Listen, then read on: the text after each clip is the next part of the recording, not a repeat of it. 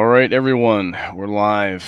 It is Masculine Geek number 204, the live stream AD&D game session 36. And without further ado, I'm kicking this over to the Rational DM, Mr. Raul Tomasi. Take it away. Much better, much better. Yeah. All right.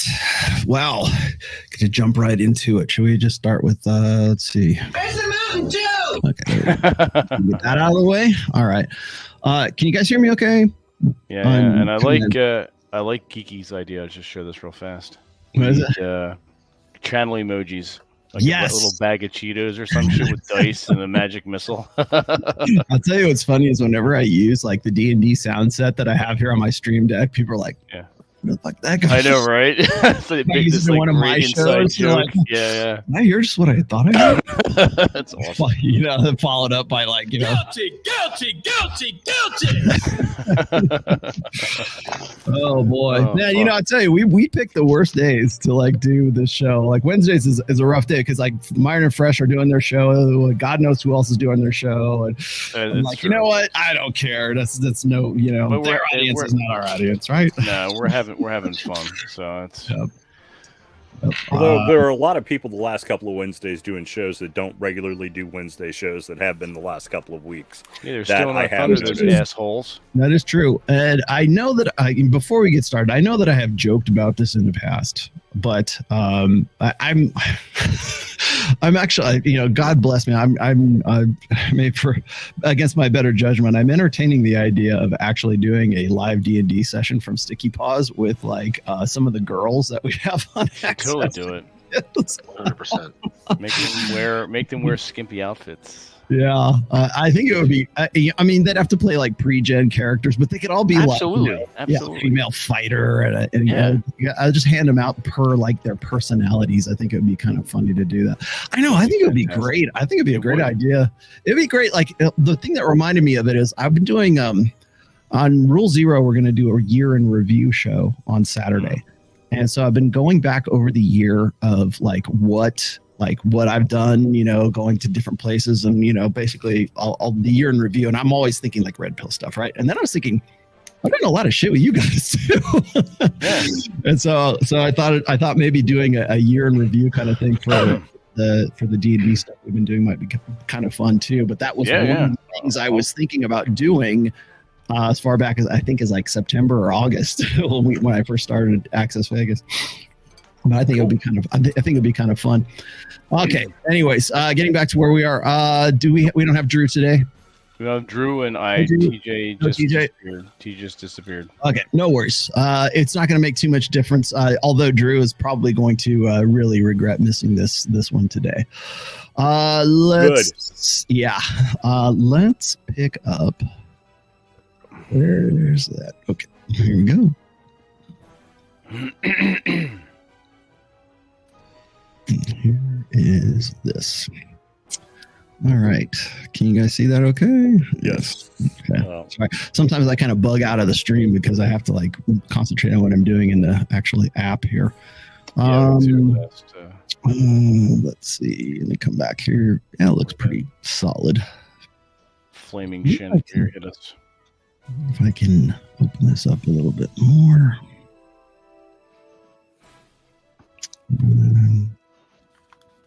Okay, good enough. All right, here we go. First things first. You guys just finished off. Just to recap what happened here. You guys just found the quote-unquote torture chamber, and Rothas decided to flambe the only living prisoner that was on the rack. Oh, I should say two living prisoners that were on the rack over here. You managed to kill off an elite guard of bugbears. There was two of them that came into the room. They were the overseers, by the way. And you managed to defeat the wargs that were in these kennels over in this section over here. And as far as right now, you guys have been trying to catch your breath because this was actually a pretty challenging scenario for you guys. So in your downtime, you've explored pretty much everything that you see here thus far. I'm gonna let you guys. I told you guys in our pregame sort of warm up emails. I'm gonna stick to first edition as closely as I can for the next, because it's kind of important, because most of the stuff that happens from here on out, it works better if it's all first edition. So the what you've seen so far here is these are torture chambers. They're most of these are like Iron Maidens, or they're like cages for humans, which mostly contain like dead bodies in them. Let's see what else. The orange parts here are where there's fires that were braziers that were going. Some of them are still going, so you have some light in here. The only other thing that you guys have been able to ascertain is there's a bunch of piled up barrels over here, and it looks like there's fresh masonry something has been walled up behind this wall right here. And you can see where the tools, where the goblins were actually working on it recently. And other than that, I'm going to let you guys sort of like take it from here. But you've got you've managed to rest up for, I would say, probably about you guess about 20 minutes, maybe 30 minutes here. And sticking around too much longer might be a liability. So, all right, let's go around the horn here. Grot, let's go with you first. All right. Well, I've got, as of last time, I've got about 19 hit points left. So, okay. I don't think anything's changed. All right, I'm gonna presume Gray is gonna actually heal you with at least a cure light wound. So, okay, what does that let's give you an extra 6. Okay. Add 6 to that. So I've got, out of 62, I've got 25. Mm-hmm. All right. I think I sent this to everybody. No, I hope Noble got this too, because I don't know if you're on the email list, Noble. But yeah, he is. Oh, he is. Okay. But the sort of like your background plots are going to sort of make a difference from here on out as well. So Aldemar is sort of fading in and out now and then. I'm kind of glad to here, because I could actually play his character. But he kind of fades in and out. He kind of has sort of these blackout episodes. Duncan, you are still kind of getting your bearing here, because you don't know anything about the lower sections of the stockade. You only know about the upper sections of the stockade. Hrolthas, you're just recovering from being a human toast, or elf toast. Let's see. So we're all pretty banged up. Yeah, you're all kind of banged up. Lupo is still a little kind of on edge right now. And so like I said, I'm going to presume that Gray is going to heal you up a little bit there. So I'll get the Badger back in my pack. Get Benjamin back in the pack, and I'm going to walk over towards the tools near the newly masoned wall. Gradco checkout wall. Okay. I will go with Grot, because that has me curious too. Okay. Yes. You actually check. I watch back. Okay. Okay. We might bring the elf over as well. Sometimes elf eyes sees things that other people can't. They're calling you over, Rothas. I'm waiting. Grat's waving you. The Badger's waving you. Amos.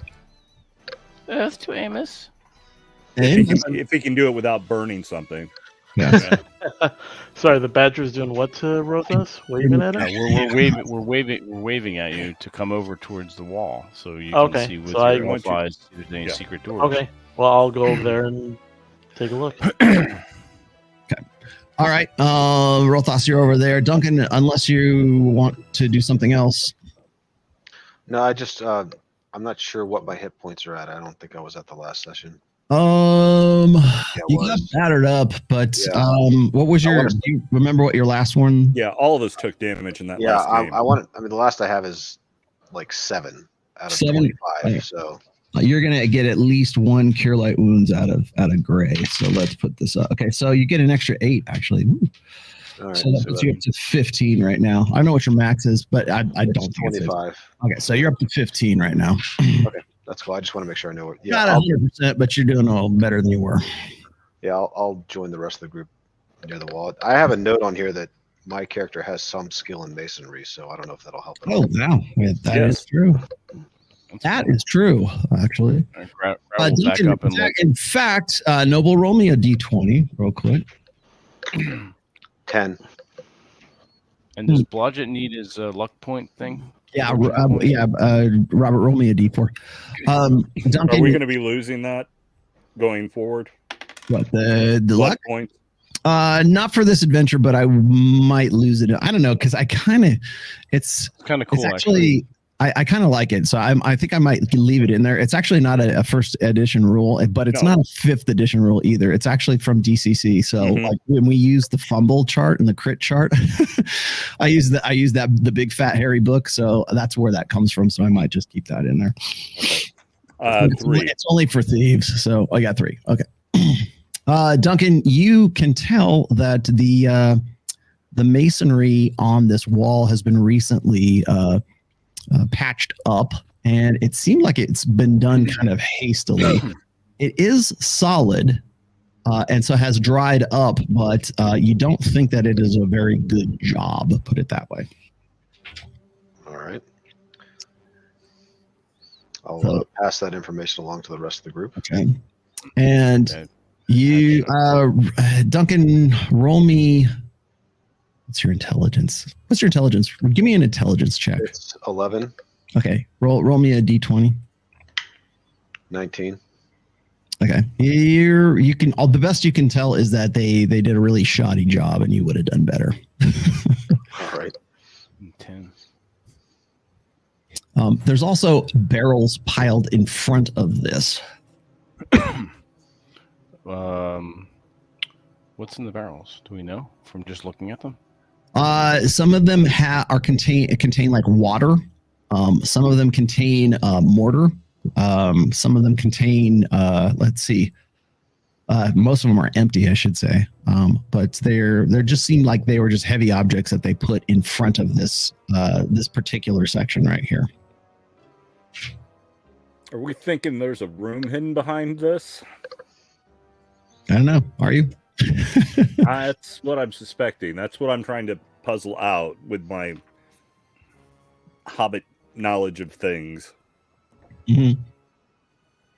I mean, I'm not a dwarf, so I'm no expert at this sort of thing, Mhm. but just based on my experience of people suspect trying to that- hide things. You suspect that they didn't do this for no reason. Okay. Do you guys think we could bust this open? Maybe bust out some of this masonry and see if there's a door or something behind here? Grat, easily open this. Anyone got a hammer or something that's lying around? Some kind of blunt weapon that Grot I mean- can. My weapon is literally a +1 light hammer, so Yeah. Want me to borrow it and smash open? It is a warhammer. Now then, That's the warhammer I gave you. Yeah. Rothos, you're seeing all of this transpire. What are you doing, Amos? I guess I'm going to be watching, see Oh, what yeah. they do. Fireball. What these mortal fools are doing? Okay. Blodgett, roll me a d20, Robert. Okay. I rolled an 11.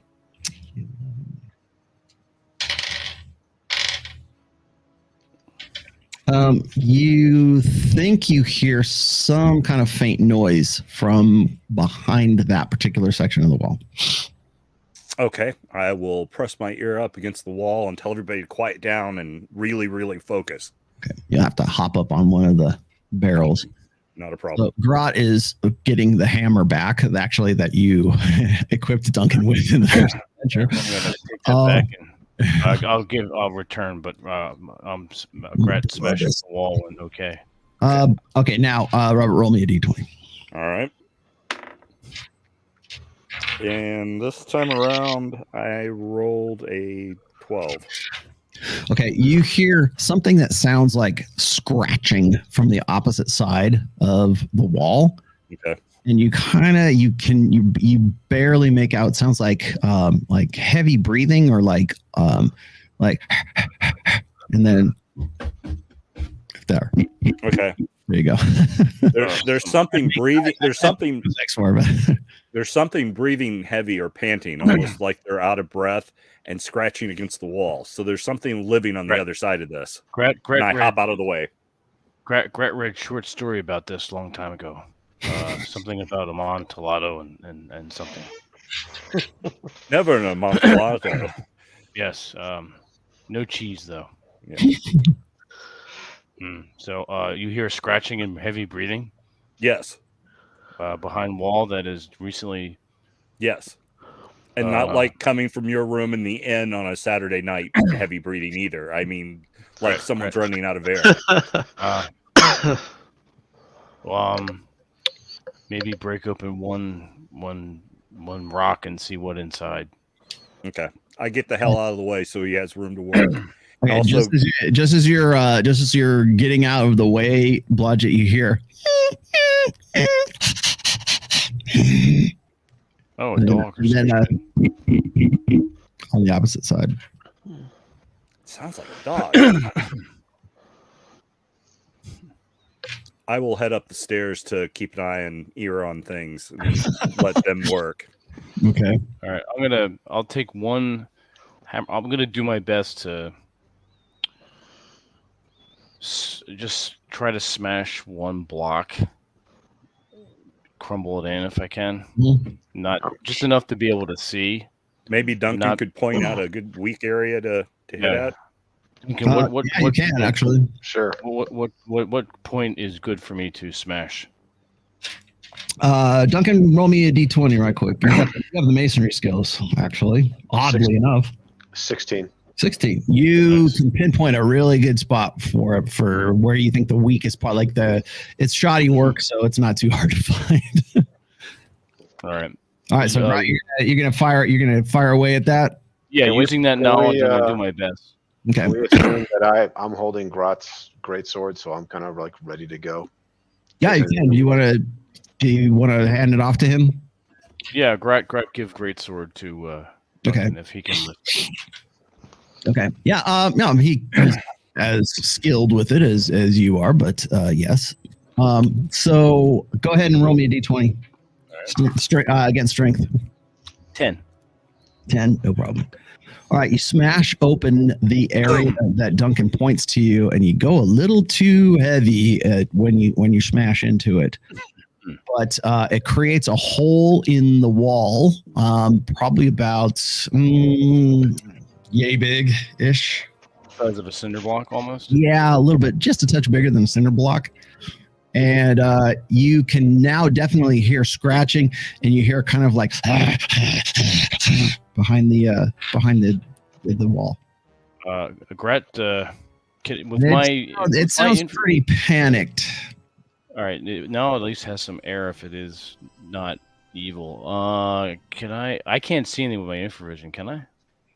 Not where you're at right now. You don't need to. You can tell that there is some sort of animal behind it. You got a heat signature. It's definitely something that is 4 legs. 4 legs, yes. Right. I'm gonna throw a piece of iron rash of meat, some jerky, and a slice of cheese into the hole. Okay. So you throw that in there. The slavering and scratching stops for a half a second, and then it goes quiet. Nice doggo. And it surprises you when it comes back and it slams into the wall, like it's trying to slam into the wall and scratch its way out. You can tell that it is definitely frothing at the mouth right now. And it's like it's trying to scratch at the part where you guys have loosened the rock, and it's starting to make some headway in scratching it out. And you can see the paws are definitely elongated claws on the paws. Shit, I wonder if it's a werewolf. There's a good chance that somebody got bit by something and they locked him into this walled area to keep him from being a problem. That's possible. Do I smell any particular animal? It smells like wolf or dog. It smells that you're very familiar with that now after the hellhounds and the anything else you All guys right, so know? it could be. I doubt it. Well, it could be a hellhound, but it's not shooting any breathing. So, all right. Well, Grat. Grat have a bad feeling. What is Benny? What's Benny doing? Is he going nuts over this? Benny's kind of fidgeting in the backpack, like he smells an animal. All right. Grat no like this actually. He's going to hand his hammer back to Duncan and retrieve his great sword. Okay. You see the claws are still kind of like they're starting to dig at the side of the weakened masonry right now. It hasn't made its way out, but it's definitely trying to scratch its way through the hole that you made. All right, let's Grat say we leave room. Okay. What do you want to do? Does the group concur? Logic. My only thought is, if let's say one of their ilk turned into something, I can't imagine doing this to something that wasn't their enemy, because any other evil thing should be working on their side. So you would whoever, think, yeah. So it's scratching. Contemplating all this, you can hear it scratching. It's pulling just bits and bits of masonry away, little by little. So, but I mean, it's obviously some kind of animal, but is it a humanoid animal, or is it just a flat out like dire wolf or something like that? Have we tried talking to it? No, we haven't yet. I just tried feeding it. Ralthas, you see all this transpiring. What are you going to do? Gonna kind of kneel down and, I don't know, pet the dog. Yeah, stick your hand in there. So first of all, you can't get past the barrels, and then the petting of the dog is or whatever it is behind there is probably inadvisable, considering it has about 6-inch, 8-inch long nails that are currently crumbling away at this masonry. You don't want to put your hand in the gum Jabbar. Yeah. But you do you, man. Can Greg communicate with animals or communicate with beasts? I know sometimes. No, but Aldemar could attempt it, I suppose. Oh, let's get Aldemar over there. All right, Aldemar will do an intelligence check here. And Aldemar knows that there's something wrong with whatever that is behind the wall right there. So that is not that's not natural. That is I can't talk to something like that. Okay. Okay, so it's not a dog or a wolf. Or unless it's a dire wolf. But we don't know that But either. it is slavering, and you hear it kind of panting behind there, and it is just it's pulling bit by bit by bit. Can right. Rothas try to communicate with it? It pulls out one more block out of the way. It can't quite, and now you hear it kind of smashing into the side of the wall there. Well, we've released a monster onto them, maybe, so perhaps we should bug out and let it finish hacking its own way out. Which way do we want to go to try to get out of here? Is there only the one way out? Only What's way down that you've been south? able to find, you can go. You haven't checked anything out down here thus far. Yeah, because I thought some of them disappeared down here. So shall we head down there and see what we can find real quick? Yeah, sounds good. Now, Yeah. Lupo says, "This is let's go over here." So, where do you guys want to go? Grot, Logic. Down to the bottom? Yeah, I'm down with that. All right, And I'll, I will follow. Yep. Duncan, anything you want to do? I want to head to the south there. Okay. See what's down there. All right. Well, Aldemar will pile up more of these barrels in front of that just to slow whatever it is coming out of there. And he'll come down here with you guys. So you want to go down to the south, Blodgett, you got the movement. So 23. So let's push you here. And Rothas, you are about the same. And Grot, you will be about here. And Duncan, you are right around here. Gray. Slow ass gray. Voldemort can go here. Rothas, keep your elf eyes open, see if you Your elf see a eyes. concealed or secret door somewhere. Okay. Blodgett, roll me a d20. Oh, that was a waste. 20. 20. Woohoo! Nothing for you. No, actually, you notice that there's a lot of foot traffic that's been around here. Okay. In particular, this rack right here is empty. There are skeletons or desiccated humans inside of these cages. These are Iron Maidens down here. Mm-hmm. One is closed. This one is slightly open. There's one that you can see that's over here, sort of in the shadows, and there. Let's see. So this is these are braziers that are still glowing right now. So you can it's ruining your infravision, but that's basically what you can see from where you're at right now. However, you do see that there's been a lot of foot traffic down towards this area more than any other place.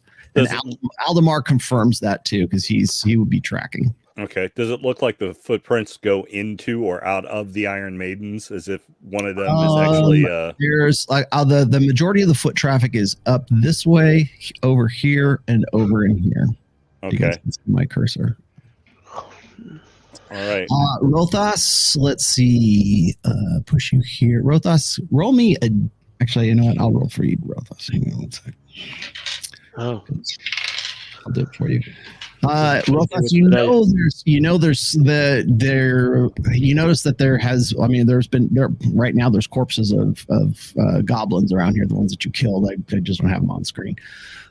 However, there was a few of them that were intent on staying back in this area. So you're looking at, I believe there's like at least 3 corpses of goblins that are back here. So it kind of gives you the feeling that maybe there's something else going on back here. However, they're also by the way, these are warg dens, or they used to be anyway. So there's like hay and it's all matted down. There's like some pieces of like rotten meat that are in here as well. And Rothas, you also notice the foot traffic is right around this area. And there's two bodies here, and there's 2 bodies like up in this area here. Of goblins, anyways. I'm going to approach those 2 kind of high foot traffic areas, and I'm just going to start looking for any sort of seams or, I guess, out of the ordinary features on the floor or the walls. Okay. Grot, what are you doing?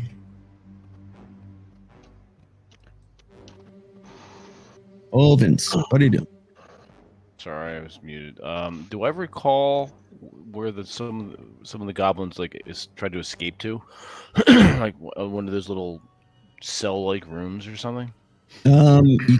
Amongst the confusion and the combat melee, you can't really tell. Okay. The only thing is that you sort of get the same impression that everybody else does, is that there's four goblin bodies that are down here that didn't leave this area. Like they left the other guys to go and attack you. Oh, okay.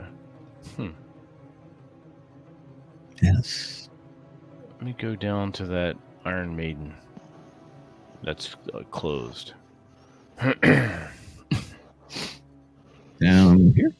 The other one on the other upside. The other side? Yeah, that one there. I guess they're both closed, but that one that's more flush against this the wall. one's closed. This one is kind of right here. All right. All right, Duncan, behind you, you can just still hear that thing like scraping and trying to make its way through the wall. Yeah, I'm going to stay close to the group, but keeping an eye on the back of the room there, because I'm worried that thing's going to bust out, and I want it to take us all by surprise. Okay, Aldemar is going to head into here and investigate here. He looks into the Iron Maiden that's there. All there is just a dead former slave is hanging in there. In fact, this area doesn't look like it's been used in a while, and the thing has been there for quite some time. So he looks over there. Blodgett, what are you gonna do? What do you do? I'll head down and help Rothos and Grot and check out those Iron All right, Maidens. roll me a d20 as you get to right about here. Oh shit! I rolled a 15. Run. That's what I want to see. You die. All right. You notice again in the course, sort of the dust and the grime that's on the flagstones down. Mhm. You know what a goblin footprint looks like. Mm-hmm. Okay. So see what look like very small humanish footprints around here. Uh-oh. Like we're talking like the size of like maybe a child's foot. Like Now- a kobold. Goblins are pretty small anyways, but they're about the size of a child's footprint, like Okay. a human child's footprint. They're smaller than your feet, put it that way. Okay. Around I that. will say something about that out loud. Lots of tiny little humanoid footprints over here. Mhm. And can I see where they're A little going? out Like of they're the ordinary. Okay, so Aldemar will come down and help you out. Have we- Rothos, roll me a d20, please. Yep. All right. 10. Okay.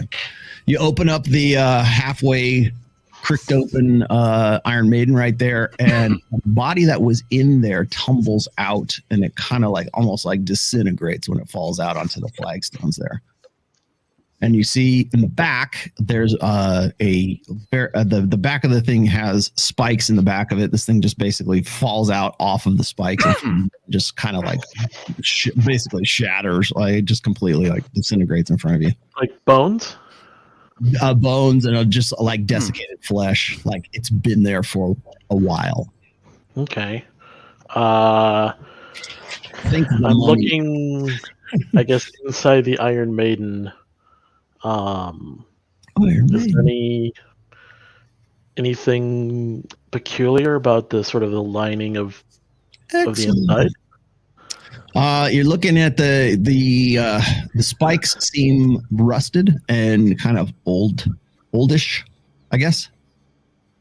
So, in fact, some of the spikes kind of fall out on inspection. Like this hasn't been used in a while, or it was just sort of been left where it is. So probably nothing, like it's not like a passageway behind it. You can probe and prod if you would like. Yeah, I'll kind of poke at it. Like I'm still looking around trying to find maybe a way out. Okay, so you're gonna poke and prod. All Yes. right, Grot, what are you doing? I'm going to be letting TJ into the room. Yeah. There you go. Yeah, see? Thank you for joining us. I'm going to attempt to open that one sarcophagi or Iron Maiden near me. Iron Maiden. Okay, so you're prying it open, and it opens fairly easy. There is inside another desiccated corpse that doesn't. It's very similar to the one that just fell out in front of Rothos, and it is. It's still hanging from the spikes that are in there. I mean, opening it up sort of like removes one of the arms, so it sticks to the door of it. But other than that, So it's hanging there on the rusted nails and spikes of the Iron Maiden. So it's not really a secret door behind there. Okay. No. Aldemar, roll me a d20 now that you're here, TJ. All right. So somebody's been doing an NPC with me? I have. Oh, excellent. Okay. At least I'm still in the game. Okay, here we go. Rolled an 8. Roll an 8. Good enough, though. You are looking at the foot traffic that is around this area right here. You just finished checking out this room. It doesn't look like it's been used in quite some time. However, the most unusual aspect of the area that this little sort of quadrant that you and Blodgett are in right now is that there's 2 dead goblins here that never moved when you guys were in your combat with them on the last show. However, amongst the footprints and foot traffic of this area, you are now most definitely noting what look like footprints that are not goblins, but they look like they're from a small child. Now they're not like footprints like little toes and stuff, but it looks like a shoe of some sort that is smaller than Blodgett's feet, his bare feet, I should say, that are right up in this area up here. And Duncan, you can still hear whatever it was behind you back here, sort of slavering and tearing out. It's still tearing out the wall. It hasn't really been able to make its way out, but you can definitely see paws, or you think you saw paws before you moved to where you're at right now. So definitely something coming in from behind that wall. Okay. What you want to do, Duncan? You mentioned there was some rotting meat in the alcoves where the wargs were. Mm-hmm. Maybe stuff some of that in the crevice and see if the whatever's in there chills out for a minute. You could do that. Would you like to go check out the warg dens? Yeah, let's do that. Might be a good idea. And then get the fuck out of here. Okay. Blodgett, what are you doing? So you're up. I'm going to look to see if these footprints go into either of these two walls. So I'm going to start checking out the walls on either side of me here in this corner. Okay. All right. Roll me a D20. And I rolled a 16. I just rolled your percentage 1%. 1% more and would have been a failure. Oh, okay. Right. Here you find, as you're looking, you notice that the footprints, the very small, only you would notice this too, or Aldemar as well would notice this. So you notice that right about, is right in this area here. Mm-hmm. There seems to be passageway behind here. Okay. And there is a secret door right about there. All right. I will point that out to Aldemar and say, let the group know. Okay. We got our exit. All right, guys. I turn to him and say, "Hey, guys, we got our exit. Let's go," and point in the direction that that he's at. Blodgett's at. Okay. Let's Grat and Badger follow. I guess I'm going to abandon the rotted meat and kennel inspection and just follow the group. Let's see. 1, 2, 3, 4. I'll put you there. Gray's right here. Now, Duncan, you still hear this thing growling and you could hear just like falling masonry behind you. Rotas, you're a little bit faster, so I'll put you up here. Blodgett, you find what looks like some sort of sliding mechanism. So the door is very, very narrow and smallish. So Grot will have a very tough time getting through it. Everyone else will have to sort of like you get on their hands and knees to get through this particular secret door. Grot could probably do it if he sucks his gut in and takes his pack off or something to sort of wiggle his way through. All right. Grat push pack through first. Blodgett, you have no problem getting through it, although it's a little bit small even for you. Okay. Send the badger first. Well, he's in the sack, so I'll just push him through on the sack. It's up to you. Whatever you want to do. I'll just push the sack through. Okay, so you're gonna wheel. Well, Blodgett is first, so Blodgett, I assume you're going. Yes, I'm going to go through and check the area out. You have to just kind of crouch a little bit to get through. The rest of these guys are gonna have to go hands and knees. So, all right. So you find on the opposite side of there is, it looks like a 40 square, 10 by 10 by 10. Mm-hmm. Through here. No exit on the other side? No exit whatsoever anywhere in this room. However, in the middle of the room, there's a drain. Ah. The drain looks, it's about like yay big. Okay. Okay. And it has a little bit of a grate to it. Uh-huh. And you can tell that there's a teeny tiny hole that goes down into somewhere. Something drains out through this room here. I had no falling there. So who's going next? I'll go next. Okay, Aldemar, you have to kind of squeeze your way through, but you have no problem getting through. This is looking like a dead end. I had no going there. And there's Better off with probably more. room for like 2 more people if you want to get in there. I say we should tell them not to come in here. Okay. I turn and say, "Hey guys, don't come in here." It's like a pisser. Yeah, it's not an exit. Okay, Blodgett, roll me a d20. All right. And I rolled an 18. 18. All right. There's no reason for this room to be this room. Mhm. You're kind of suspecting that there's something else going on in this room. Like you're like, why is this here? Why is there a room like this? Mm-hmm.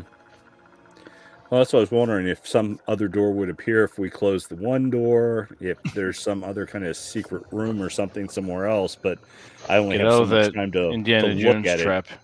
Yeah. that's- Blodgett, you do not. Oh, who has the ring of infravision? Aldemar has infravision. yeah. Yeah. You both have the ring of infravision? Okay.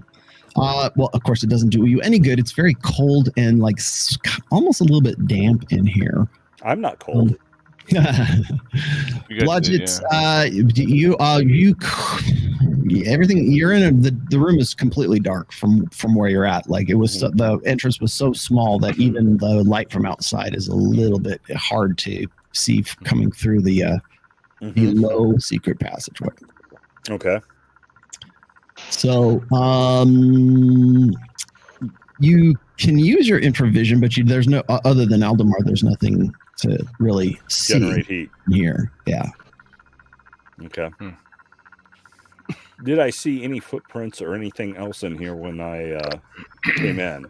Well, you noticed little footprints were going to that secret door, but you can't tell right now because there's no light in there. Right. Mhm. I asked Aldemar to maybe ask Lupo to give us the lantern. And I turn to Lupo and say, "Hey, Lupo, can you throw us the lantern or pass us the lantern? Don't throw it." Lupo comes to you, and he through the smallish hole extends the pole with with the bullseye lantern on it, and you notice that there are little feet prints on the floor in here as well, Mm-hmm. and they appear to go to this area right here. Okay. I will go over there to check it out. So you go over here, and eventually you're going to find this. I'm just going to open this up for you. You find another little tiny secret passageway or secret. It's very similar to the other one that you just saw, and it goes right to here. And Blodgett, you just poke your head into Mm-hmm. this. You have to crawl down, duck your head down to get into this. Very similar to the other passageway that you just went through. Right. And there's some sort of object. It might be a desk or something that's it would be to your right. Mm-hmm. You go through this. Yeah. But you're just kind of like poking your head through and kind of like looking around. You don't see any heat signatures or anything in this room. Okay. You can tell there's something in here. There's something beyond this, but from just poking your head in, that's as much as you can see. All right. I will pass that back to Aldemar and say, okay, let's move quick. Is it Tell just everybody. me us two? It's just you guys right now. Yeah, tell the others to get in here to get away from whatever's coming through the wall. They should be safe in here if they can get in without being seen. So I'm gonna call over and say, "Guys, get in this room as quickly as you can right now." Okay, Lupo gets in. He'll take the torch back now, or the lantern back. Blodgett, you don't have any real light source except for one thing. You do have something that could illuminate. My Do you want to go in next, Rothos? Yes. All right. You kind of shimmy through. And Grot, you're going to take a little while, Grot, but you All right, can I'm gonna like push through. Yeah. you got to push your gear through and then get through here. All right. And Gray and Duncan are right here. And if you'll excuse me for 1 second, you still hear something like you hear some crumbling from behind you, Duncan. Great. It's a louder crash of masonry behind you.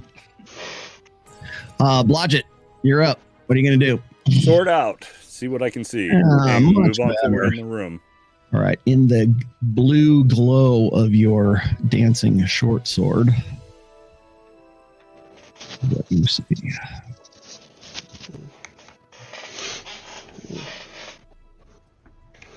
Yeah.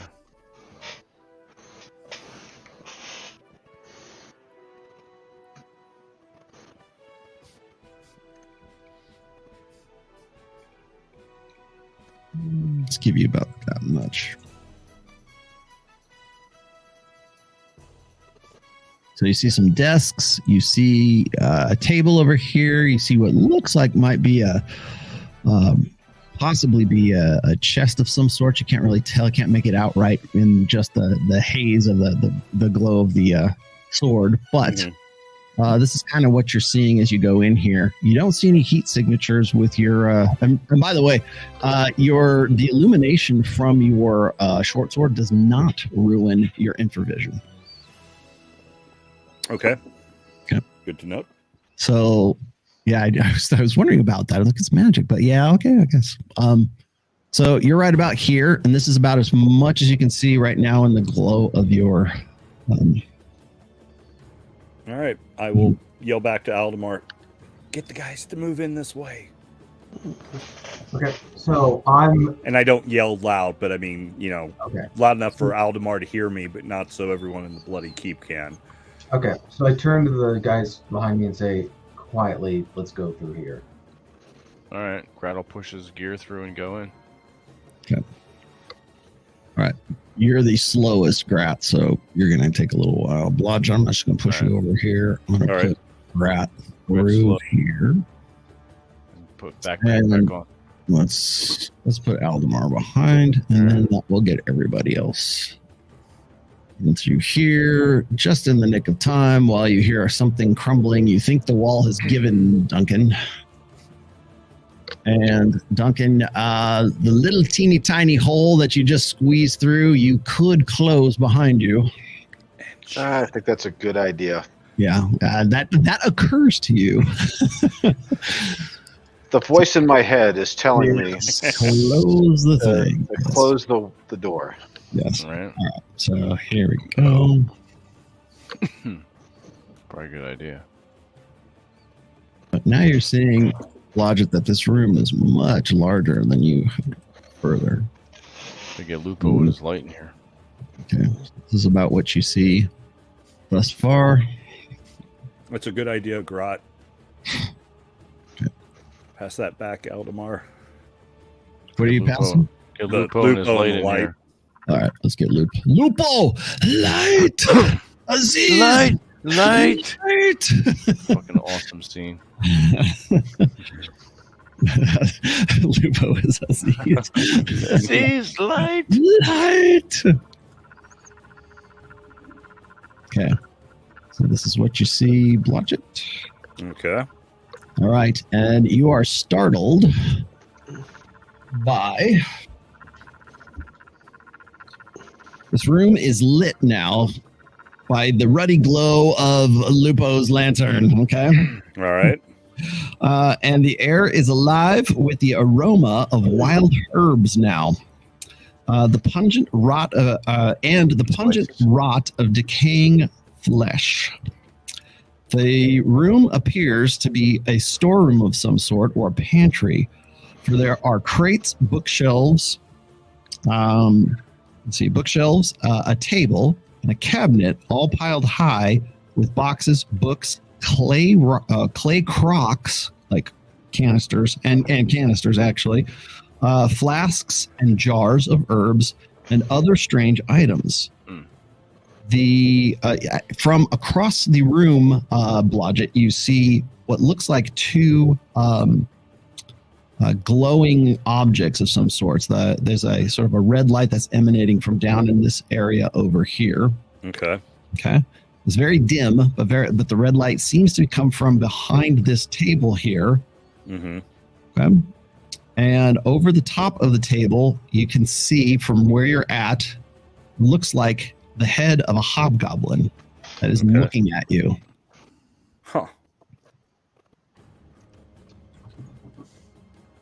Anyone So we it's just know? sort of, you can see that there's something there in the darkness, Mm-hmm. and you can see just a faint red glow coming from over here. But you're, well, I guess Luke was in the room, so your infravision's spoiled. Mm-hmm. Grot, from where you're at right now, you can see this, what looks like the head of a hobgoblin, like peeking over the table from where you're at. All right. Grot, hold out hand and say, "Hi." You don't get any reply. All right, fuck you then. I kill it now. So it looks like it's alive, right? Can't tell from where you're at. Oh, I'm gonna go around to where it's hiding. Okay, so you get over to it. You realize that it's just the severed head of a hobgoblin. Oh shit! Okay. That is it. That's right there. Grat feels stupid.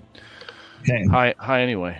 Okay. So it is the severed head of a hobgoblin, and it appears that has been held aloft by a clamp that is attached to the table right there. Okay. So it looked like it was peeking over. Gotcha. Okay. You notice that the eyes have been removed from the hobgoblin. Okay, as you kind of move in here, as you get to the table over here, and Blodgett can see this as well too. Notice that there are books, scrolls, bottles, and dissection tools litter the tabletop. Okay. You also notice, and Aldemar, you see this too. Lupo sees this as well. Let me bring Lupo in here. Actually, I'll bring all you guys in here. Probably in here by now. Oops. With us and Gray. Gray would be asking all kinds of questions right now. Okay, so on the tabletop, amongst all of the books and the scrolls and the bottles and dissection tools, is a foot-long tubular leather case that's sitting there. Okay. Grat assumes that the head was cut using the dissection tools and not something else, right? Mm-hmm. Okay. Okay. As you get a little bit closer to the head of the hobgoblin that is there, you notice that it is stuck in a holder on the wall and used. It seems to be where the light from the red lights are coming from. It's coming from the eye sockets of the hobgoblin. Oh shit! So the eye sockets are glowing red, and it's stuck in the wall and held by a clamp. All right. It's like a pumpkin. This weird hobgoblin nightlight. Wizard, come hither. Rothos, he's waving. Waving you over. Yeah, Rothos, can you see this hobgoblin nightlight? What is it? The goblin thing. Is it magic? I guess I take a closer look at it. Okay. Would I have to roll to determine if it's magical? Well, you can get closer up to it and see what it looks like here now. Goblin nightlight. Okay, so I'm gonna. What it looks like to you now is that it's a this is okay, so it's in the southwest corner. This is it looks like a grotesque candelabrum and sitting on the floor now, and it is that's on a rod that's sticking up out of the floor. The red lights come from here, candelabrum is made from the skull of what looks like a hobgoblin, and it has been attached to a metal rod. Now, attached to either side of it, coming out of the head of this thing, you'll notice that you see that there are flasks of red liquid with, that seem to be lit with a wick of some sort, and is kind of floating in these. The wick is floating in these in this candelabrum, so you can see just what looks like a faint kind of a glow that's coming off of it. It's kind of like an unnatural light that is coming from these. It looks almost like an oil lamp on either side that's kind of coming out of this thing. So it's meant to look like the eyes are empty, but it's meant to look like there's like red light coming through the eyes. Let's see, what else do you have here? So that's what you can see from where you're at right now, Rothas. So it looks, you're wondering what the hell this whole thing is. Okay. Let's see. Blodgett, what are you doing right now? You had said when I came in, it looked like there was some a chest over against this one wall. Yeah, it's actually not a chest. It looks like a bookcase of some sort that's over on this side over here. Lupo's actually over it. He's fascinated by the book, so he's kind of like rummaging through the books. Okay, I'm going to. Is that a desk right in front of me? That's the desk. That's where all the crap is on top of it. Okay, I will inspect the scrolls and stuff and see if I can make heads or tails out of anything, or think that like Rothas or Gray should have a closer look. Here, what you see on top of this, and you're fairly, because you can read magic because you are a thief as well. Right. So you notice that there are jars of herbs, parts of animals, a leather-bound book. You don't know. I mean, it's just sitting in front of you. I'll tell you about it if you want to have a look. Yeah, I'll flip through it to see if it's a spell book. There are other books. They are filled with strange illustrations and formula. Okay. So it looks like there's mathematics in here. It's definitely a magical language, but it's not. You can tell that it's magic, but you can't possibly read it. It's almost like like algorithms and stuff like that. Cosines. Right. It's kind of mind-boggling. And as you are looking at the formula on there, and you look back at it again, it seems to change. Okay. As you look at it and you look away and come back, and the numbers and the symbols kind of change like subtly every time you look back at it. Okay, I will say something aloud about that to Rothas. Okay. Let's see. Okay. In the southeast corner of the room, the wooden table contains 2 scrolls, 3 flasks. Okay. You also notice inscribed on the scrolls are pictures of cows in various stages of health. Okay. Okay. So it looks like the flasks are marked with the Elder Common runes for W, U, and H on each of the flasks. Okay. And let's see. So Rothas is checking out this candelabra over here. And let's see what else is here. Okay, good enough. All right. So Blodgett, as you're flipping through the book, you notice, I have to write this out and you have to look at this. So there's actually something that goes along with this. You notice that on the cover page, or on the front page of various chapters of this book, as you're flipping through it, you notice the same. Let's see.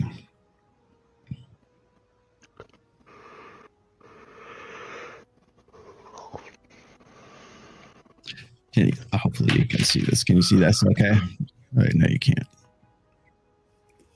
Can you see that? Let me see. Hold on. I might push me here. Hold on a second. Let me do a slow layout for you. Yeah, there we go. Yeah, that's what you see. Rasny. On the cover, or on the chapter markers on these. All right. Away, and like I said, the symbols and everything kind of changes Uh-huh. when you look back to it again. All right. Okay. All right. Put this back. Oops.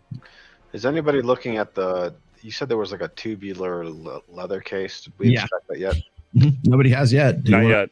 Yep, I want to look at that. Duncan's over there. Okay. All right, Duncan, you look in the leather case. It's like it's about yay long. It looks pretty a little longer than a pen, right?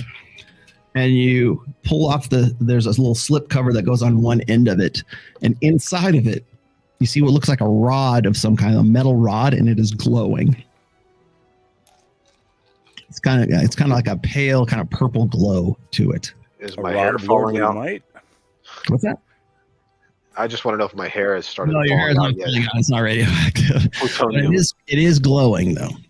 Okay, I'm gonna ask Rothos to have a look at that.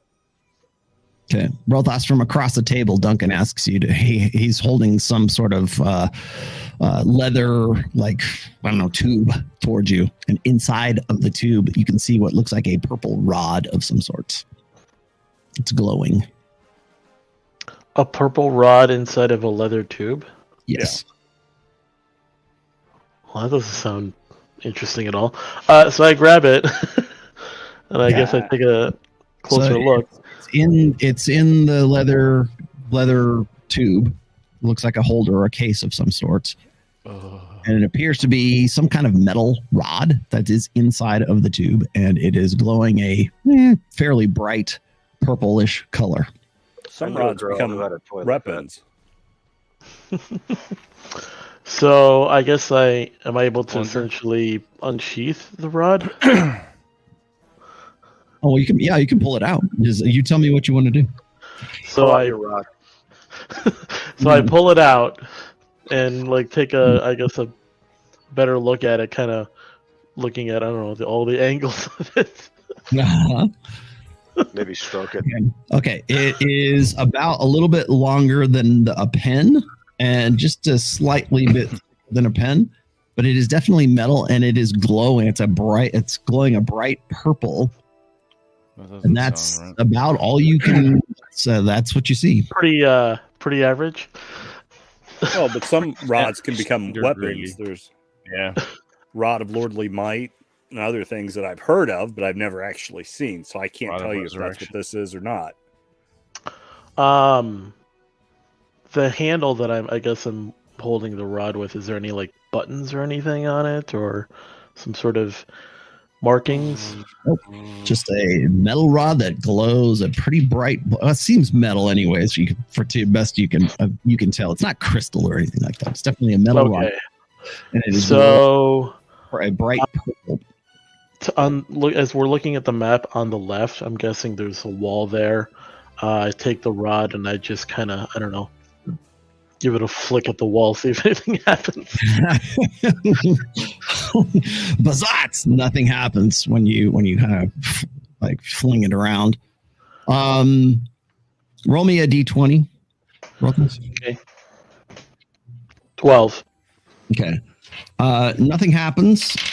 There's definitely some sort of magical dwemer on it. You can tell now clearly it's most metal rods don't glow by themselves. Do I feel any different? No. It's fairly bright. And that's about all you can tell. So Duncan, you're watching all of this transpire. You look down at the book that Blodgett has left open on the table, and you notice the same the chapters at the top of the header of these formula. You now notice this. You put me in, Coach. You notice that where'd it go? Where is it? This is not there, but you notice this word right here. Okay, Steinar. interesting. Zenar. All right, Yes. so I'm going to point that. Only you see that. Okay, I'm going to point out that I'm seeing that unique collection of letters on the book now that the rod is exposed. I will take a look and say out loud, it said Rosny when I looked at it without the light. R-A-Z-N-I. Rothis is going to look at the book too. Grant don't understand. Well, we're seeing the same letters in different order here, so something's weird. Well, What are you doing? TJ, you're seeing all this transpire at the dinner table here. What are you doing? Wondering what's going on. Okay. So I'm gonna see where am I exactly? You're right here, right next to Blodgett, looking at all the crap that's on the table. Oh, gotcha. It's animal parts. There's herbs. There's dissection tools. Look like sharp, like hand, like little knives kind of thing. Okay, And as I said before, there are also 3 notable canisters or potions, I should say, that look like they contain potions, flasks, I should say. And you can read the runes on each one of them in Elder Common. One says W, the other says U, and the other says H on the each of them. Yeah, I got the flask gathered up. And I'll explain to you once again. The books are, they're leather-bound books, and they the books are filled with strange illustrations and formula. Definitely magic language of some sort, but nothing that Blodgett can actually read. Nope. But you can tell what it is. Anyways, you can get a good idea of what it is. Now there are scrolls that are on the table as well. We found that one rod that is glowing purple that is now Rothos is playing with.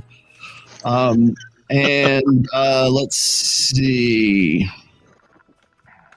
Oh, there are 2 scrolls, I should say. There's 2 scrolls on the table, and there are 3 flasks. I already told you about the flasks, W, U, and H. So there are. What else is there?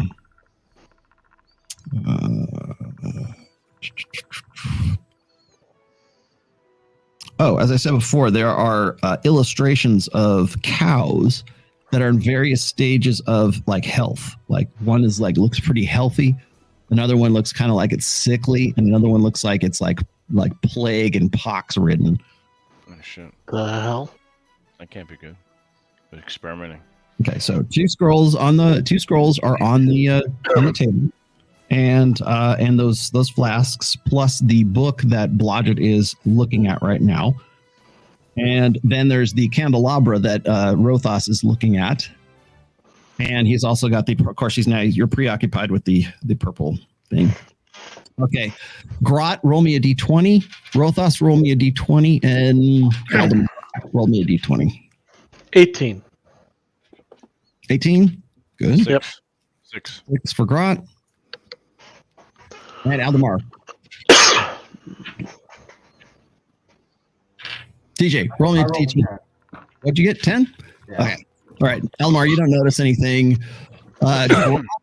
You see something kind of out of the corner of your eye where the candelabra is over here in the back. You see something kind of flash or something like morphs or changes. Rothos, you notice the same thing as well. And when you turn to look at the candelabra, you now notice that the head of the hobgoblin has disappeared and has been replaced with the head of what looks like a boar. What? Like the head of a wild boar. And now you notice that the 2 hanging oil lamps that are glowing red are hanging from its tusks. Well, that's weird. Okay, so Lupo is over here kind of diligently looking at these books, and he's pulled a couple of them off and put them into his bag because he's fascinated with the books that are in the bookcase. So it sounds like somebody's experimenting with a goblin boar thing, and maybe the light from the rod simulates the moonlight that makes it transform or something. Well, it now looks like the desiccated skull of a wild boar, and it is attached to a metal rod. Just like attached to each tusk is a flask of red liquid with a wick in the fluid that's lighting those 2 lights. Directly in front of it is, let's see. Oh, the table. Okay, so that's what you see. So it strangely kind of shifts and morphs or polymorphs into something different. Does it change when we put the rod back in the case? You don't have the rod. Only Rothos has the rod. I'm just making a suggestion. So you're seeing all this go on. Blodgett, what are you doing? I am looking at those words, and when they shine the light on it from the rod earlier, when Duncan had noticed that and had said something about it, I looked at it again. Did it still say Rosny to me, or did it say when you look at it Zenar to again, you? it now says this. Okay. Aziz, light. Ezner. Yeah, I will say that the word has changed again as well. Did you say the word out loud? Okay, so you look at it, Blodgett, and you see that it's changed. Duncan, you still see that it says Zinar. Zinner. Say the word out loud. Well, I did the first time. It said Rasny when I first looked at it, and then it said Zenar. That Duncan said it said Zenar, and then I said now that it says Azinir. Does that coincide with anything changing on the boarhead or something? Is that... Grat no understands, so Grat just throw things out there. Yeah. Maybe magic word. Spear and magic boar. Aldemar, roll me a d20.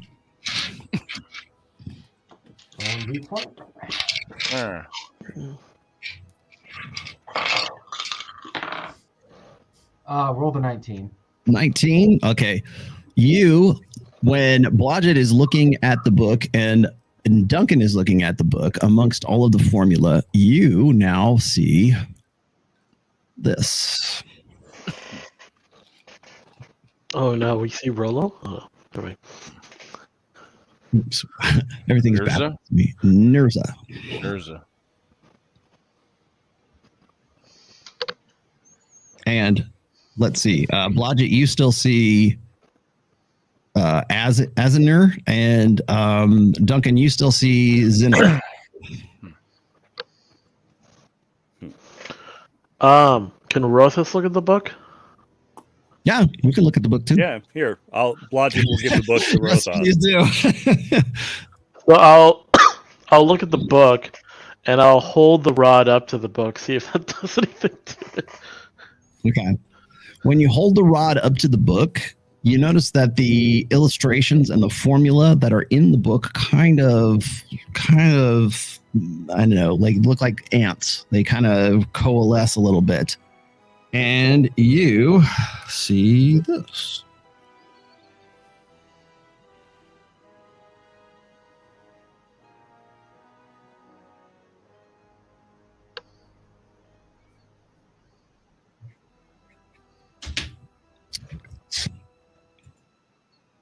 Gotta put myself. I keep having to put myself in this one. Okay, you see this. Hold on here. Rinza. So then I'll say it out loud. I say, well, I see it says Rinza, Rinza. Okay. Now, okay, so Blodgett, you see Azinr, Azinur, and Duncan still sees Nurza, or excuse me, Zinar, and let's see, Aldemar sees Nurza, and Rothos sees Rinza.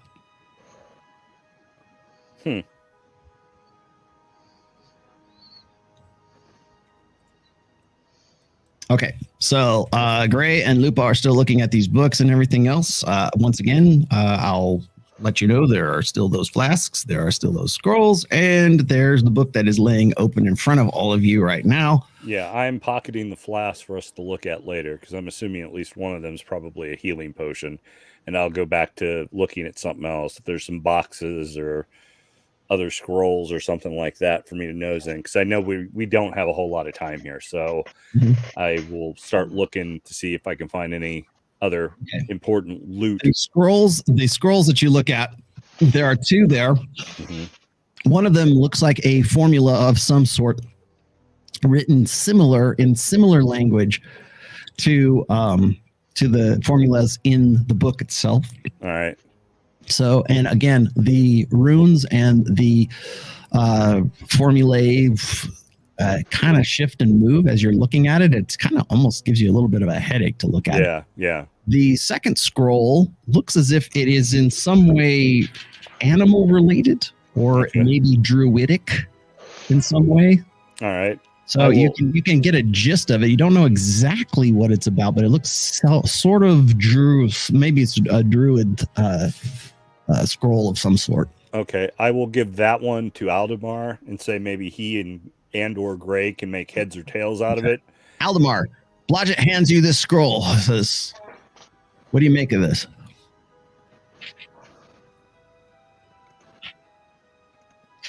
Aldemar, roll me a d20. Sorry, I gotta keep remembering to not. Give me your intelligence check, my friend. No joke. I rolled another 19. Oh, okay. Well, you can't really tell exactly what it is. It is in some kind of elder druidic. Okay, so like it's from the old world. Some form of elvish. No, it's druid for sure. It has something to do. You do make out two words in the scroll. One of them is squirrel. One is plague. Those are the two words you can basically sort of translate to common tongue. Huh. And that's you could attempt to, you could definitely mouth the words of this, but you're not exactly sure what the actual spell contained in the scroll would be. However, you do see the word plague and you do see the word squirrel in various places in the scroll itself.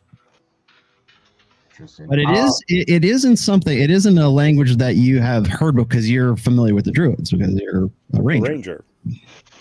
And you would know that if you'd read the ranger stuff in the player's handbook. You will now. You will after this game.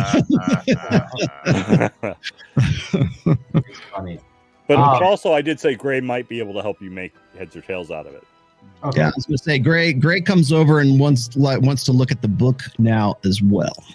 I'll hand it over. What I'll do is put it on the table. Okay.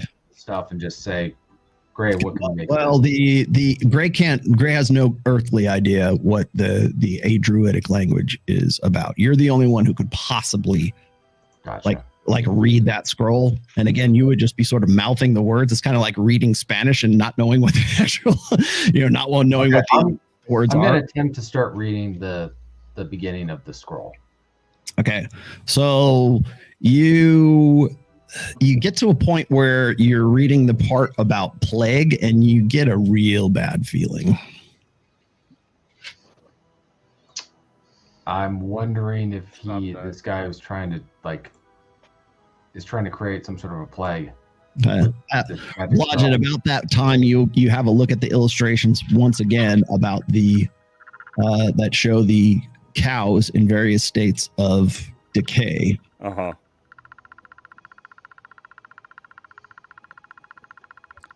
I'm just still reading. Is anybody reacting? Are you reading it aloud or are you reading it to yourself? Yeah. I'm reading it aloud. Okay. No, don't do that, Aldemar. That's a scroll. That's probably magic, and it's something that you might be able to do if you study. Read it. But you're not there yet. So hold on to this. This might be useful to you later. Okay. Shut up, Ims. Okay, I'm gonna hold on to it. Okay, so you have it.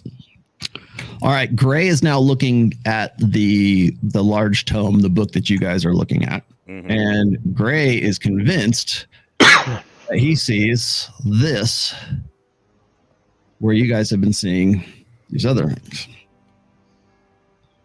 Zarin.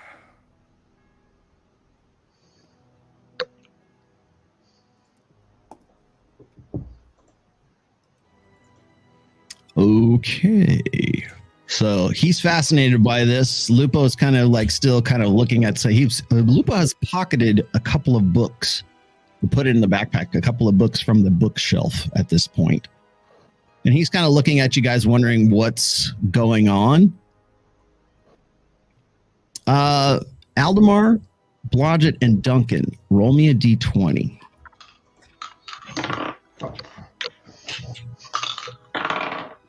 I rolled a 5. I rolled a natural 1. Oh boy! All right. I rolled a 16. Okay, Duncan, you notice across the table from you, Rothos, Grat, and Gray. Their faces kind of change color to you. They kind of look a little bit like peakish. They look a little bit of like Grat looks unnaturally pale. Rothus looks unnaturally bluish, and Gray looks unnaturally gray. All right, I'm going to ask the three of them if they're feeling okay, because their complexion is changing. Are we feeling okay? You're feeling fine. Oh, I'm feeling fine. Why do I guess I'm on my face? Okay. Duncan, when Rothos speaks to you to tell you he's fine, he is mouthing some kind of language that you don't understand. It might be elf. You're not really sure, but it just sounds like gibberish to you. Am I the only one that is noticing this? I'm going to say that out loud. Okay. That's what you guys hear Duncan say that. Grat Notice what? I'm standing next to Rothos. Do I hear him talking?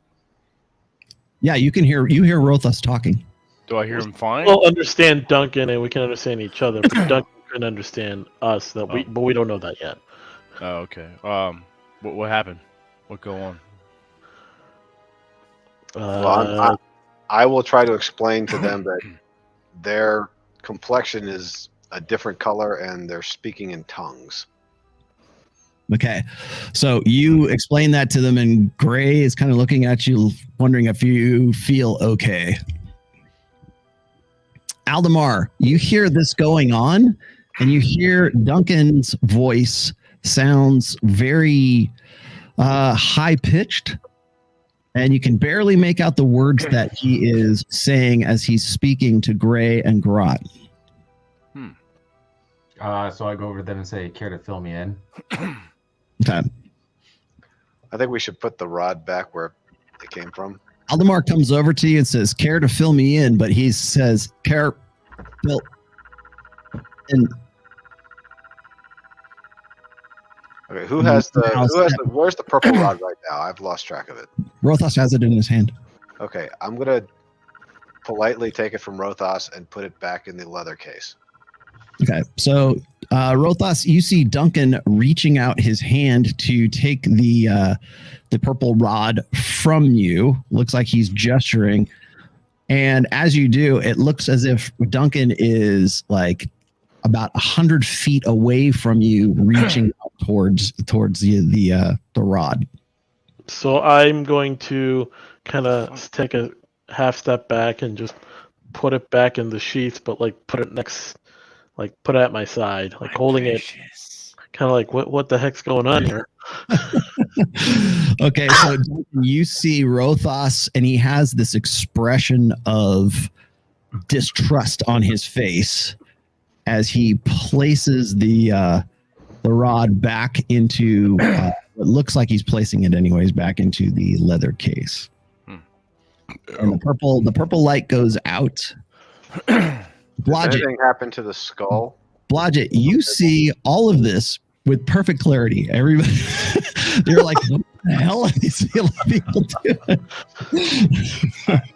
I kind of look around and it's like, okay, all of you are acting odd, as if something is wrong or you are perceiving something wrong, but everything is okay. Just try to keep it together. Let's finish gathering up anything that looks valuable or important, and let's get out of here. Okay. Yeah, I agree. Do I have a torch in my hand, or is Duncan still have the torch? Blodgett, as you put me on. Sorry. Blodgett, as you're saying that, Yes. you look down at the book again, and it says this. Arzen. Okay.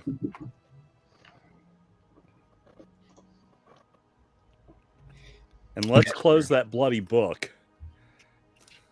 Seriously. Stop fucking around with that shit. Okay. As you're about to close the book, Lupo looks over at the book as you're Jesus, closing Lupo. Lupo. What are you doing, Jack? He points at the book and he goes, "Oh!"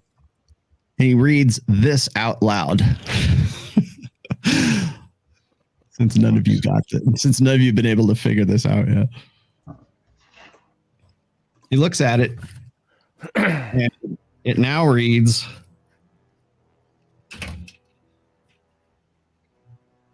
Narzi. Mm-hmm. Oh shit. he points at it, he goes, "Hey." He says, "Hey, he says Narzi out loud." Mm-hmm.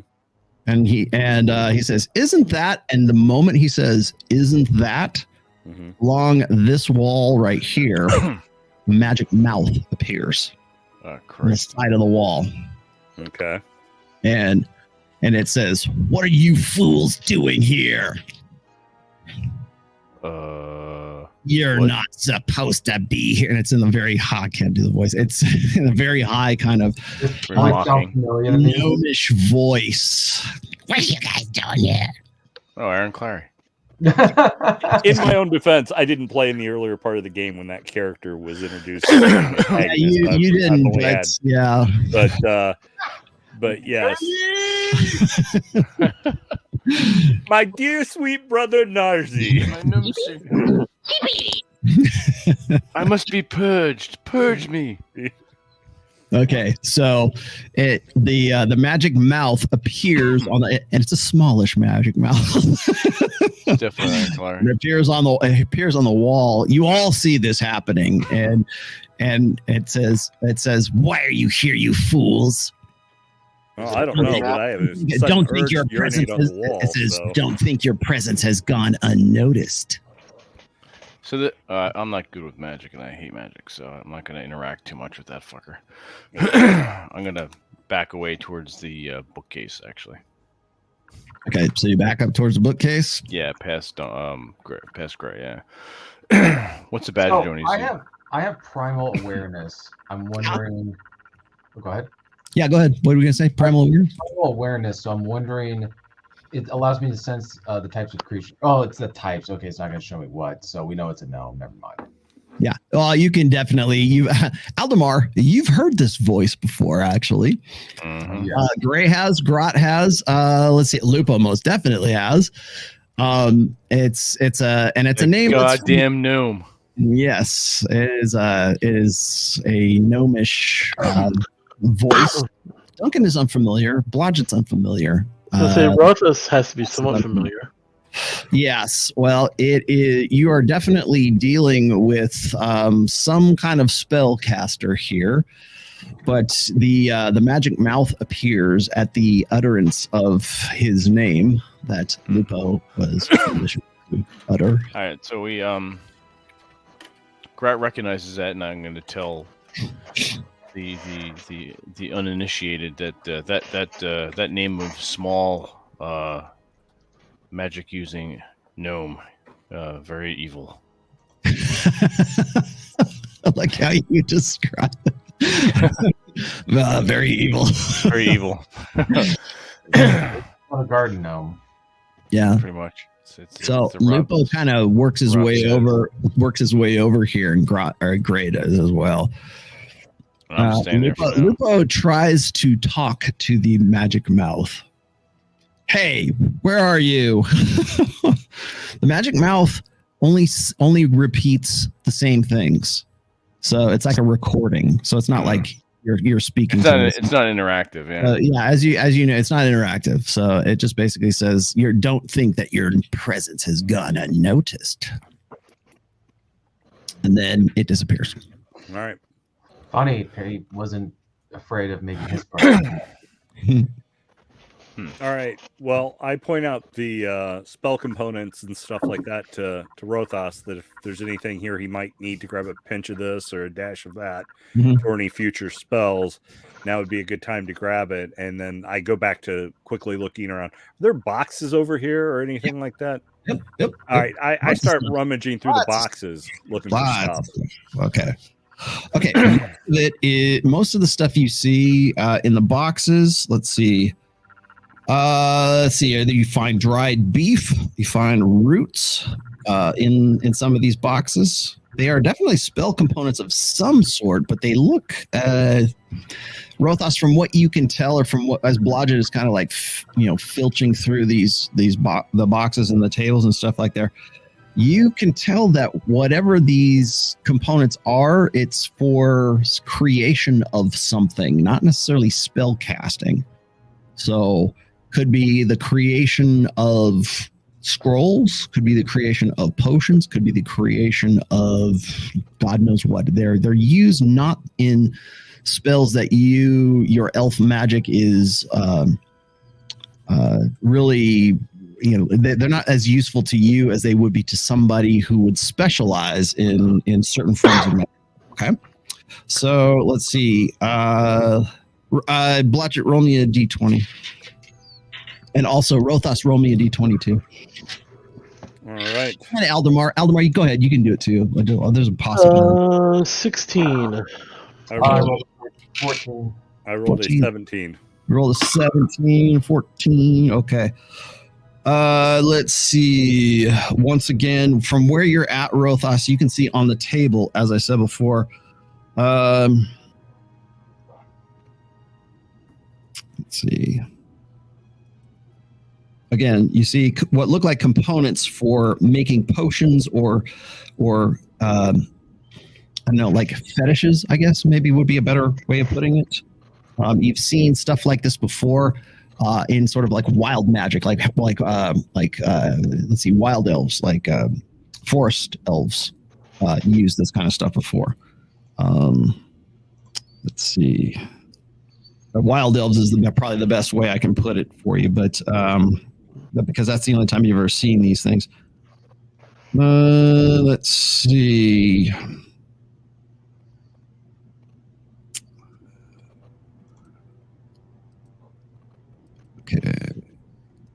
Okay, so again, there are jars of dried herbs, parts of animals, and the leather-bound book. The book, like I said, is filled with strange illustrations. Let's see. The illustrations of the cows, like once again. The flasks are still there in front of you, Rothos, marked W, U, and H in Elder Common. And let's see. And then, of course, the flasks, by the way, are sitting on top of the illustrations of the cows in various stages of decay. You notice that now. And again, you look over to the side of you and you still see that boar's head that is hanging from that rod with the two oil lamps that are burning kind of like a low red. It almost looks like a little bit of a flame, but it's like an unnaturally red flame that is coming from them. And Aldemar, you see, once again, you're going through these things. You also find, let's see, looks like, again, you find more beef, dried beef. You find what looks like parts. You find what look like parts of like small animals, like rabbit's feet or squirrel's feet. Interesting. That are in there. I'll take the dried meat. Does it look? Oh, okay. And hidden in the feet, by the way, you find two more flasks in there. Mm-hmm. I'll take those.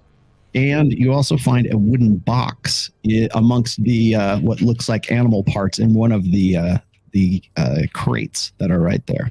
There's a box and an animal's foot. I understand that correctly. So he's pointing at they're in the box. There are like they look like rabbit's feet. You can barely make out what they are. They might be squirrel's feet. They might be like weasel feet. I don't know how else to describe it. Band name. All right. Grot, the you can still smell the herbs in this room, and Grot, the smell seems to be making Benny kind of like a little bit like restless. The So I'm smell gonna of the grab herbs. I'm gonna grab the dried Right. beef. I'm also, if I have a spare bag, I'm gonna throw some of the herbs, like according to their type, into different bags if I have any. All right. As I said, you find 2 flasks and you find 1 small wooden box in there. I do, or Aldemar Well, does. both of you do. You see Aldemar pull this. Lupo sees it too. So there are Aldemar pulls 2 flasks out of one of these crates, and he pulls a wooden box out of the crate that had all of the rabbit's feet. Are there any weapons in this room of any kind? Not that you found thus far. Okay. There's no staff either. No sorcerer's staff. No magical objects or. Not that you know of. Like I said, you have the 2 flasks, you have the wooden box, the flasks that are on the table, and then there's the boar's head that is right by Rothos right now. Plus, you have the rod, the purple rod that Rothos has put into his sheath, and there is the book there. And clearly, this has been a way station for Narzi because he put some sort of magical mouth warning on this area. All right. I'd like to see what's in the box that Aldemar picked up. Let's check and see what's in it. Okay. There's no lock on it. There's just a clasp on the wooden box. Okay. Okay. So you open up the box. It's about yay big. It's like a fairly smallish wooden box. And in that box there are 6 acorns. 6 acorns? Mm-hmm. Huh. Squirrels. I'll take those, Aldemar. They might come in handy later. Aldemar, roll me a D20, please.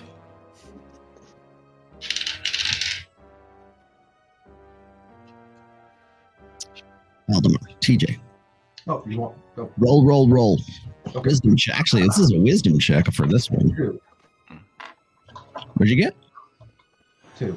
2. Good enough, because that's under your wisdom. Okay, so Aldemar, you know what these are. You've seen these before. They are what the druids called lightning seeds. And you can tell that there's something magical about the acorns. And there are 6 of them. So I could use those. Also with a my... shitty's 80s band. Yeah. I'm gonna take the acorns and put them in my pocket. Okay. Or in my bag. But I could use those with my sling and do like damage to things. Okay, then I'll give one to you. Okay. So Blodgett, you have 1 lightning seed. Aldemar, you have 5 lightning seeds. All right. Blodgett, you have no idea what they do.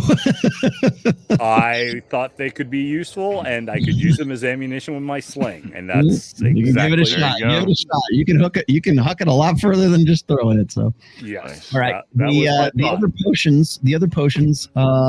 Let's see. You can read magic. Roll me a d20 as well. Just him? Just Blodgett, yeah, because he's the only one who can read it. Because they are labeled, or they have like writing on the flasks themselves. 12. 12. Okay, roll me 1 more because there's 2 of them. 19. 19. Okay, so you can't read the second one. The first one is definitely a levitation potion. Okay. Okay, you don't know what the other one is. All right. I point at the one and say, that one's a levitation potion, but you might have Rothos take a look at the other one and see what he thinks the other one is. Okay. Rothos, you see all this happening. What are you doing over here? You've got the flasks in front of you. You've got still one scroll that nobody can read. The other one Aldemar has taken, which has something to do with squirrels and plagues. And you have the flasks that are in front of you as well, as I said. And, of course, to your left is the hanging candelabra of the the boar's head hanging with the 2 lantern things off of its tusks, I should say. The book that had the name in it, Mm-hmm. was it Narzir? Narzi. Narzi. Is that just still on the desk? the mouth comes back open and it says, "How dare you enter my sanctum?" I didn't say it out loud. Oh wow! You did. No, I'm saying, is the book still on It says there? Narzi in it. How dare you? Yes, The book is still on the desk, right? it's still on desk. Yes. So I'm going to take the How book. dare you? Pick up the book. I pick it up and put it in my bag. But you have that large tome. And then I'm going to look at the other scroll that Aldemar did not grab. Okay. Roll me a d20. 16. Okay, you can tell that this is an illusionist spell of some sorts. That's why no one can read it, because it's not in something that most people who can read magic could really read, because things keep shifting, because illusionists don't like people reading their shit. So it is an illusionist spell of some sort. You think that it's probably a color spray spell. I put that in my bag too. Okay. Looking at all of the... You're the only one who could possibly cast that spell. Yeah. Okay. Looking at the desk, there's just a bunch of like random stuff that... Okay, there's the 3 gnome left flasks behind, on the desk. One, it has the rune for H, W, and U on the flasks. And again, they're sitting on top of the illustrations of the cows in various stages of decay. Yeah, I don't think I'm going to mess with that. Is there any other stuff? There was the... And the candelabra that is right next to you, probably about 10 feet away. Yeah. Okay. I'm going to take a closer look at that and wonder why the hell it changed. Okay.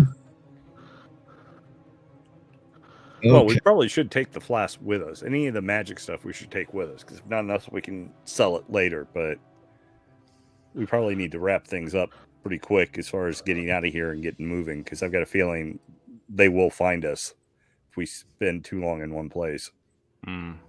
Okay. Rothos, as you go over to check out the candelabrum over here, you hear a faint click at your foot. Oh, man. Okay, and as that happens, you see big dummy. the two flasks that were on the boar's tusks crash down to the floor and explode. Okay, I'm guessing form some sort of gaseous thing. yes, and they burst into a cloud of smoke, purple and red smoke that fills the room now. So everybody's like, ugh. So it immediately swirls around all of you guys. Stop breathing. Hold my breath. Immediately. Rothas quickly puts his arm up, like in the coughing position, like putting his hand on his elbow. Now, here's what we have to do. We've got to make saving throws for everybody. Why? Okay. All right. So actually, everybody roll me a d20. I'll roll for Gray, but I need all you guys to roll me a d20. Lupo. Oh boy. Oh boy. Lupo's affected. 16. You rolled a 10, Rothos? I did, yes. Okay, you're good. What'd you roll, Grot? 16. 16. And Duncan, roll me a d20. 19. 19. You are affected. And Aldemar. 15. 15. You're affected as well. Whew, boy. Wow. Oh, Blodgett, what'd you get? The one that set off the goddamn trap. 5. Okay, Blodgett's okay. Blodgett, Gray, and Rothos are okay.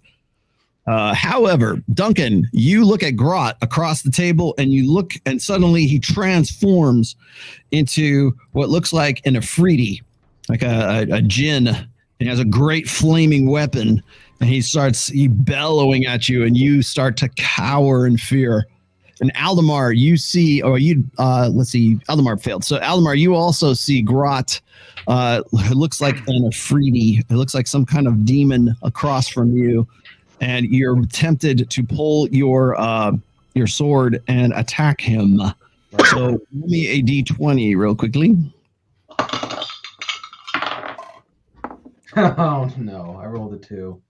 Okay, so you rolled a 2, and you guys see Aldemar come at Grot. Right, you see Aldemar, and Aldemar comes at you, and he looks like a Medusa of some sort with snakes coming from his head, very similar to the one that turned you to stone. And so therefore you are fearful and also need to fight or flight attack. So roll me a d20, Grot. All right. 6. 6. Oh, you are going to counterattack. So, okay. Aldemar, roll a d20. Another 15. Okay, you smack Grot with your sword. And at the same time, Grot, roll me a d20. 13. You also hit whatever. Aldemar with your great sword. Oh boy. That is that's gonna be Aldemar does a whopping 8 points of damage to you, and whatever mine is, it's 1d8 plus 9, I think. And oh boy. Okay, and Aldemar, you just took 12 points of damage, and Grot, you took 8 points of damage. All right. Duncan, from behind you on the wall, you hear a magic mouth appear again, and it goes.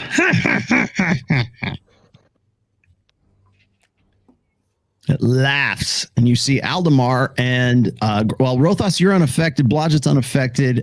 Gray is unaffected. Lupo actually is cowering in fear over on this side here. Gray is trying to hold back Aldemar from attacking. Rothos, you see this happening as well, so you're unaffected by the hallucinations that Aldemar and Grot are clearly engaged in. So what do you want to do, Rothos? This is most definitely magically induced hallucinations. I did not. So Duncan heard a sound. Did I hear that sound? Yes. So it's a magic mouth of just a laugh. Mm-hmm. It's from the same point in the wall where you guys were at. And Grot looks like he's about to smack Aldemar again. Logic, you see all this happening as well. What are you going to do?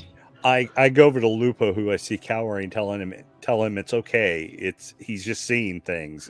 This isn't real. It's just bad mushrooms.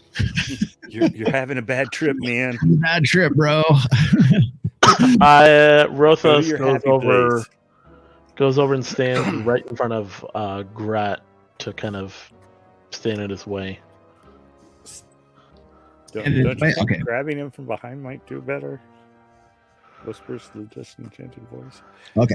I don't think I would have the strength to hold him. So you try to get to him. Grot is about to hit Aldemar, and he looks at you, Rothos, and he looks like he's trying to see you through like some sort of like haze or some kind of fog. So he stops in his tracks. He doesn't like take another attack because now you're kind of distracting him.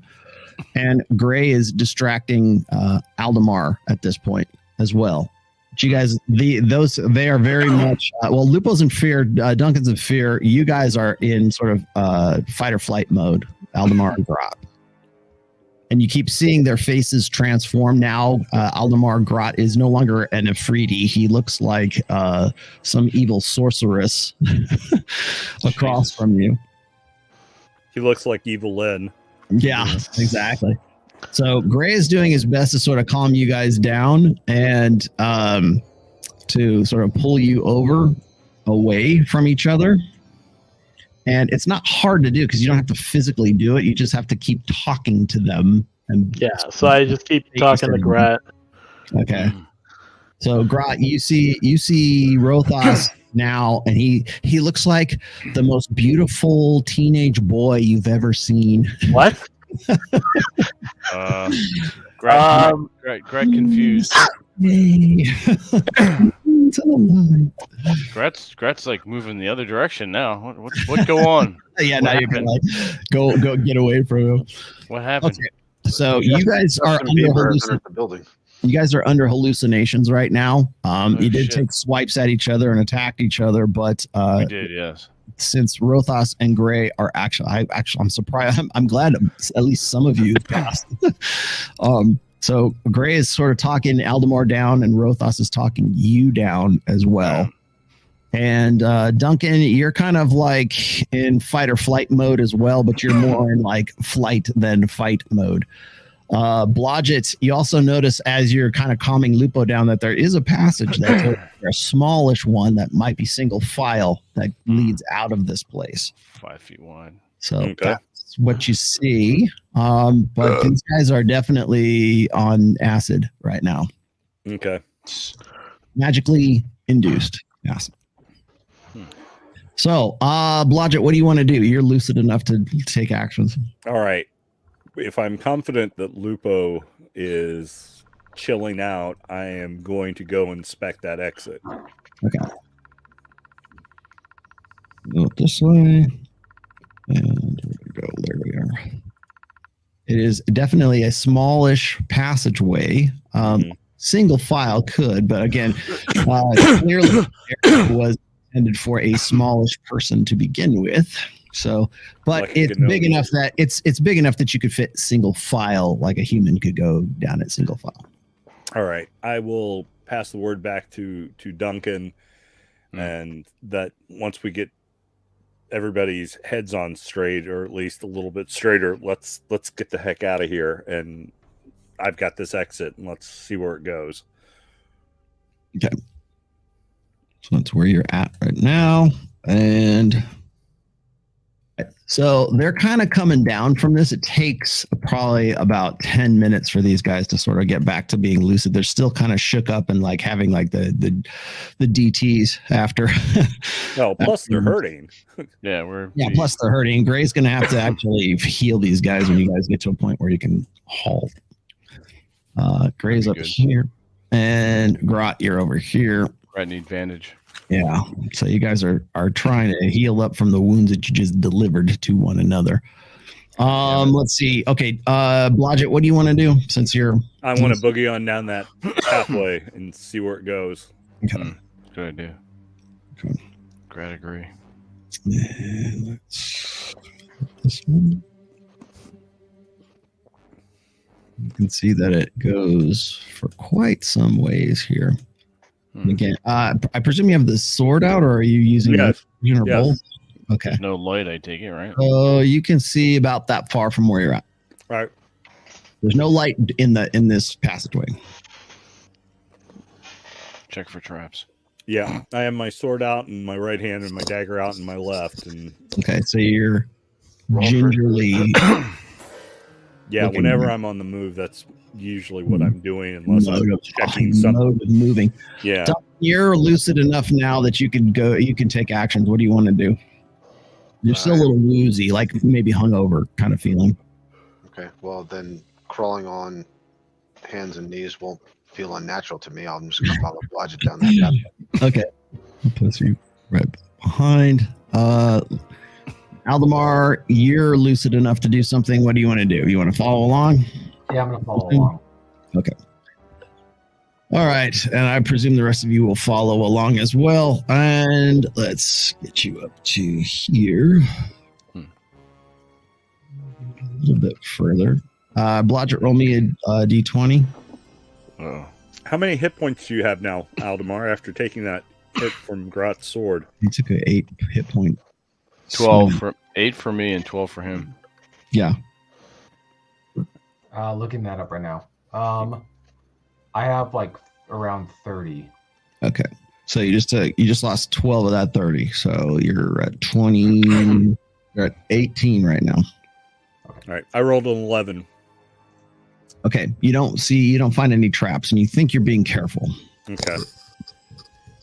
Okay. Rolthos, what do you want to do? You want to follow up Eldemar, or you Grot to go ahead? Brad's doing pretty good. He's out of it. He's okay now. He's all right. He's just kind of woozy. Right, so I kind Brett need to bleach eyes. I kind of give him, gesture him like, come with me and follow. I'm So very pretty wary. little boy giving you the come hither look. Wait, I'm do I hither. see him be normal now, or is he still like a Yeah, you can see it now. hallucinatory You're fucker? kind of looking at him a All right, little I was like- sideways, but yeah. Correct. Correct. Who wants to go Get next? away from me. I need a marching order. All right. I'm gonna bring up. I'll bring up the tag end, the rear, so I can guard. All right, Rotas, I presume you want to go in. Yeah, I'll go I'm be not trusting behind all anybody the right line. now, anyway. All right, and we'll put and Convenient great. rat. Push you guys right there. All right, let's keep going with Blodgett. Blodgett, you keep going forward, I presume, just slowly and surely. Yes, slowly, cautiously, observing things as best I can. This corridor is normal height, right? Well, it is. You don't have to duck down. Put it that way. Okay. All right. That's what I was worried about. So you see the corridor bends up ahead, Blodgett. All right, I stop at the corner and kind of peer around before making the turn and moving forward. Right back. Okay. And this is what you see around the corner. Nothing. Okay. Once I'm confident there's no kind of trap or anything like that, I'll go ahead and move around and continue on. Up here. So push you around. Again, this is like the only single file right here. So Duncan, you're kind of like inching your way along. Aldemar, you too. Rothos, you're okay because you're an elf, so you're kind of a little bit thinner than everybody else. Lupo has no problem because he's a 16-year-old boy. And Blodgett, back to you. This is what you see ahead of you. Okay. It's little by little. Faint glow, and it dead ends. No, it doesn't. It's right here. All right. Again, once I get to the bend, I'll stop and check that area out and peer around before moving forward. Okay. Tell me how you're doing it. I am stopping. I am peering around with the infovision with my sword down, looking, and then I'll shine my sword out. I'll check the floor area and around the walls, seeing if there's any change like a pressure plate or a trip wire or anything like that. And then once I'm fairly confident that it's just, a secret passageway with no traps, I'll move on. Okay. So it takes a while, but you look your head around here. You don't see anything. Nothing looks out of the ordinary in here. Okay. Definitely the only thing that, and Duncan, you know this too, because you know masonry as well. This area right here seems to be, I'll say newly constructed, but it's purpose built. Put it that way. So this is not necessarily part of what the initial construction was of like what was like the dungeon area of the stockade. So, and Blodgett, you get that impression. Duncan, you definitely know that this is like a purpose built, this is like an escape route for someone. Okay. And Rothas, you are moving up. And Lupo, you are moving up too. And Grot, you're still down here. Okay, so you guys are bringing up the rear.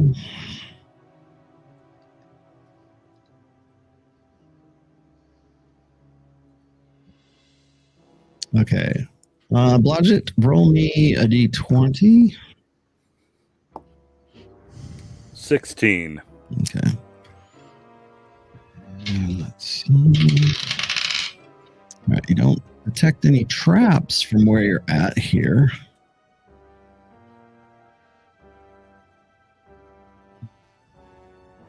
But again, you don't really suspect that there would be in what looks like an escape route. Or probably Narzi. Yeah, but no, that little bugger. It wouldn't surprise me if he had a secret switch that only he knew where to throw it so that anyone chasing after him. So, okay, so you can see up to that part right there. Duncan, anything special you want to do, or are you just following along with Blodgett? I want to keep an eye on kind of the structure of the both the walls and the floor to see if there's anything like a secret door, passage, trap, whatever. Okay. Roll me a d20. 4. You don't notice anything. You do get the impression that this is in some way an escape route. Okay. It's like a getaway passage of some sort. And you can tell that the construction of it is a little bit different than the flagstones and everything, that, especially from the last room. Roll me a d20. 16. Okay. I'm constantly looking behind me too. I'm uneasy. Well, as you're about to move into the passageway, you think you hear from behind you. Oh shit! Am I certain? I'm not really certain whether that I'm just nervous or I actually heard that. Right? Mm-hmm. You look back behind you to where the magic mouth was, but it's gone. It's disappeared. What's gone? The magic mouth? Magic mouth, yeah. Oh. So it could have come from the magic mouth. Or could it? The little bastard. All right, well, and is Benny, like, is he okay? Is he, like, or is he... He doesn't look like... Once you sort of get into the passage, he kind of calms down. Oh, It doesn't even seem like he even heard what you just heard. In fact, you're not even sure if you just heard it yourself.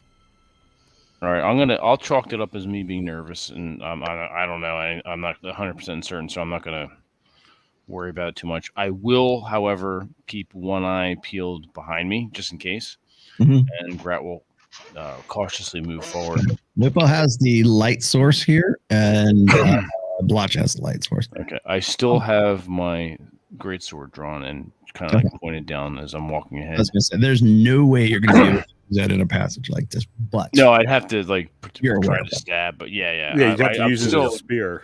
yes. Yeah, I have to use it as a spear, but Grat that's how he is. Grat's gonna fight. Aldemar, roll me a d20.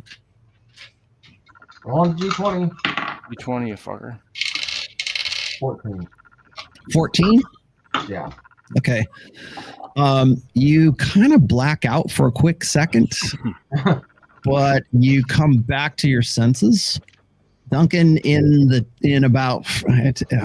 takes him about like, I don't know, 15 seconds, 30 seconds. You notice Aldemar's kind of shaking his head a little bit, but it could just be the hallucinatory gas. Blodgett, you're going forward, I take it? Yes. Okay. A little bit more. A little bit more.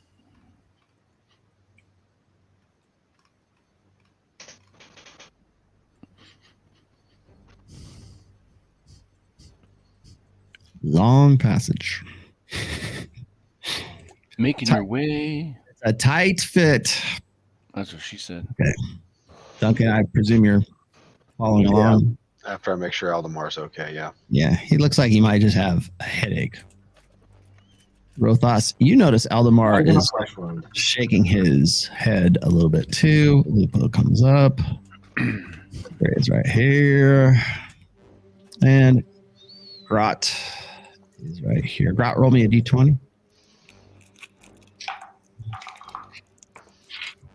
2. 2. Oh, you're fine. You hear anything? Fine. Okay, Blodgett, back to you. Further you go. Keep going.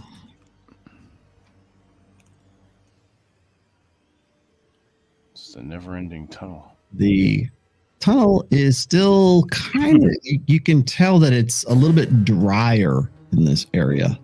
Okay. And let's see.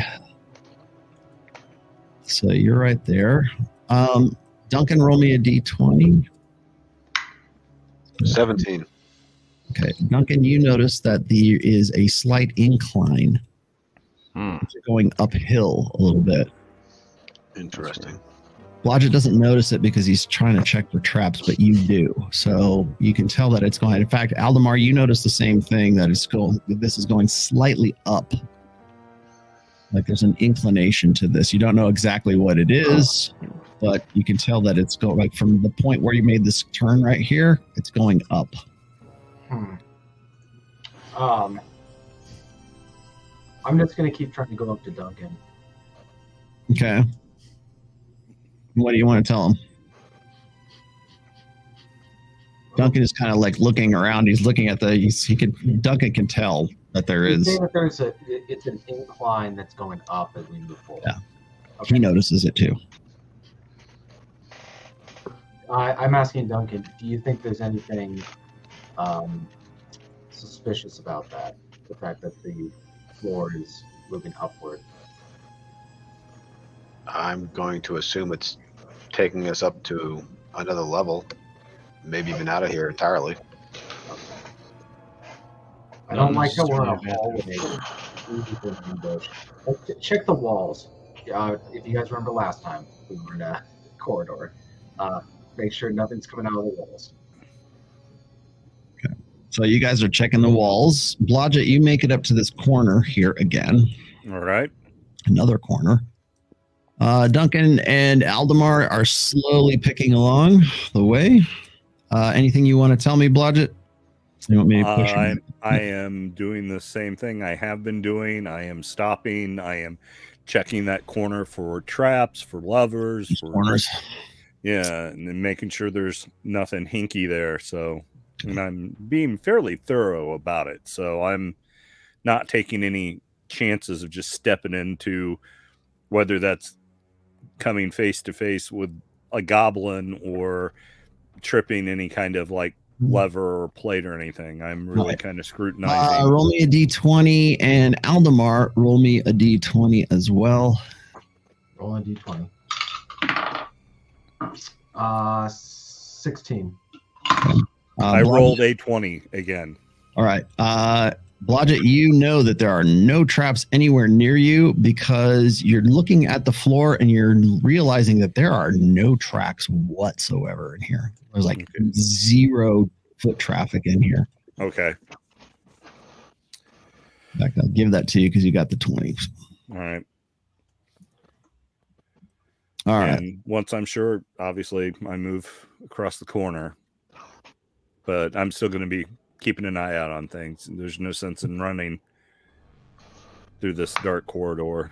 Yeah, you can't actually. So you're kind of picking along in the faint blue glow of your sword. Mm-hmm. And keep going and keep going and keep going. Blodgett. Now, Blodgett, you also realize that when you get to this corner here, you're also going to, you can definitely sense the incline. Upward. Okay. All so right. you're definitely going uphill.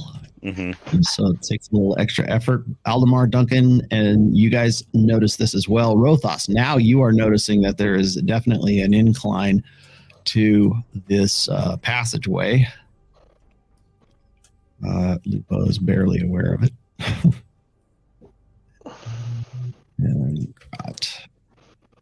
And so you guys realize that now, Blodgett, you know that you can definitely feel the incline from where you're at right now.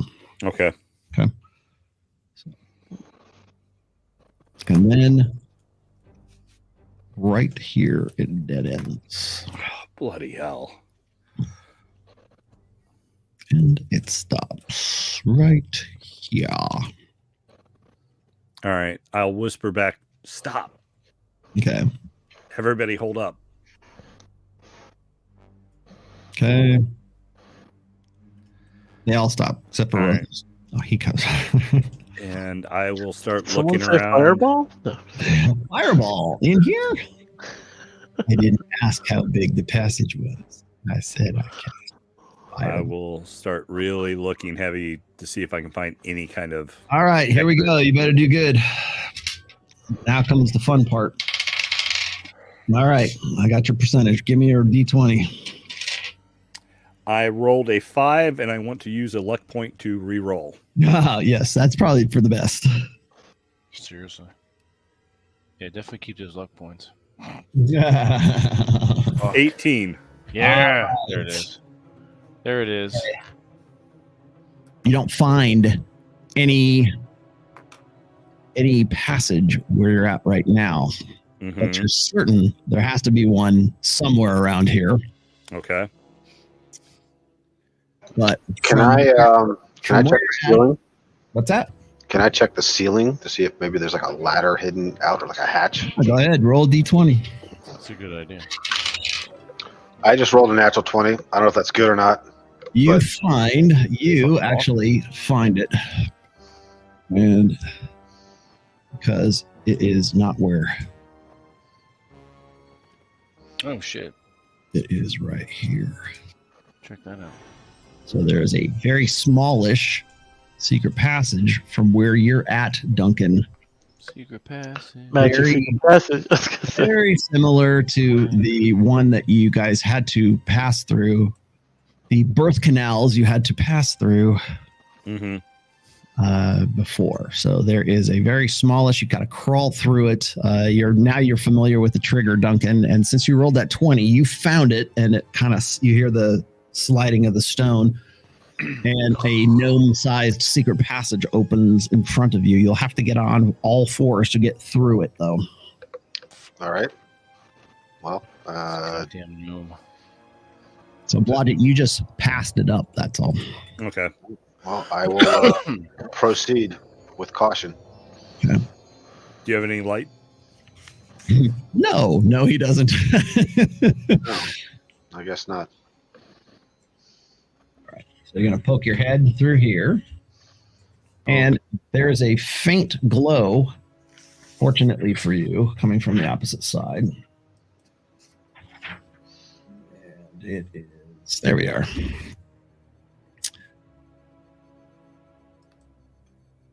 Okay, you poke your head through here, and you see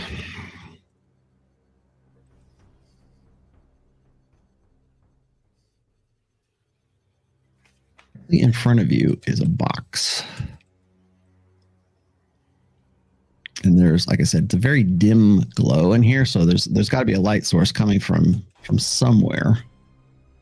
But you see directly in front of you and to your side, there's a table of some sorts that's over to here. That's about as far as you can see from where you're at, because you're on your hands and knees getting through here, and you see what looks like a box of some sort in front of you. And to the left of you is looks like a cabinet or a table of some sort. You can't really tell in the dimness of the light. Do I hear anything? No, you don't hear anything. You know. Okay. Is it All right. So what you do see is let's see, there is the first thing you notice here is a small but exquisite coffer that appears to be covered entirely with emeralds. Okay. The coffer rests on the floor. It's about 2 feet from the secret door that you just passed yourself through there.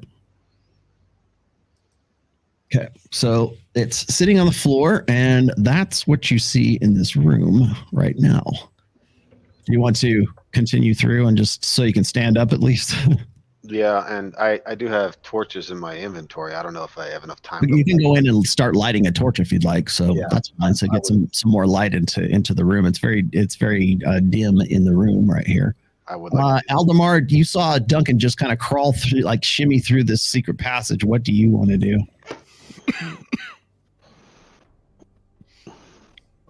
Aldemar. Wake up. Oh, TJ. I'm awake. I was talking and TJ. What do you want to do? You just saw Duncan shimmy through here. yeah, I'll shimmy through too. I was gonna say, oh hell. You get whatever. in. Now you also see this coffer sitting on the floor. It looks like it's covered in emeralds. Okay. I'm not gonna touch it.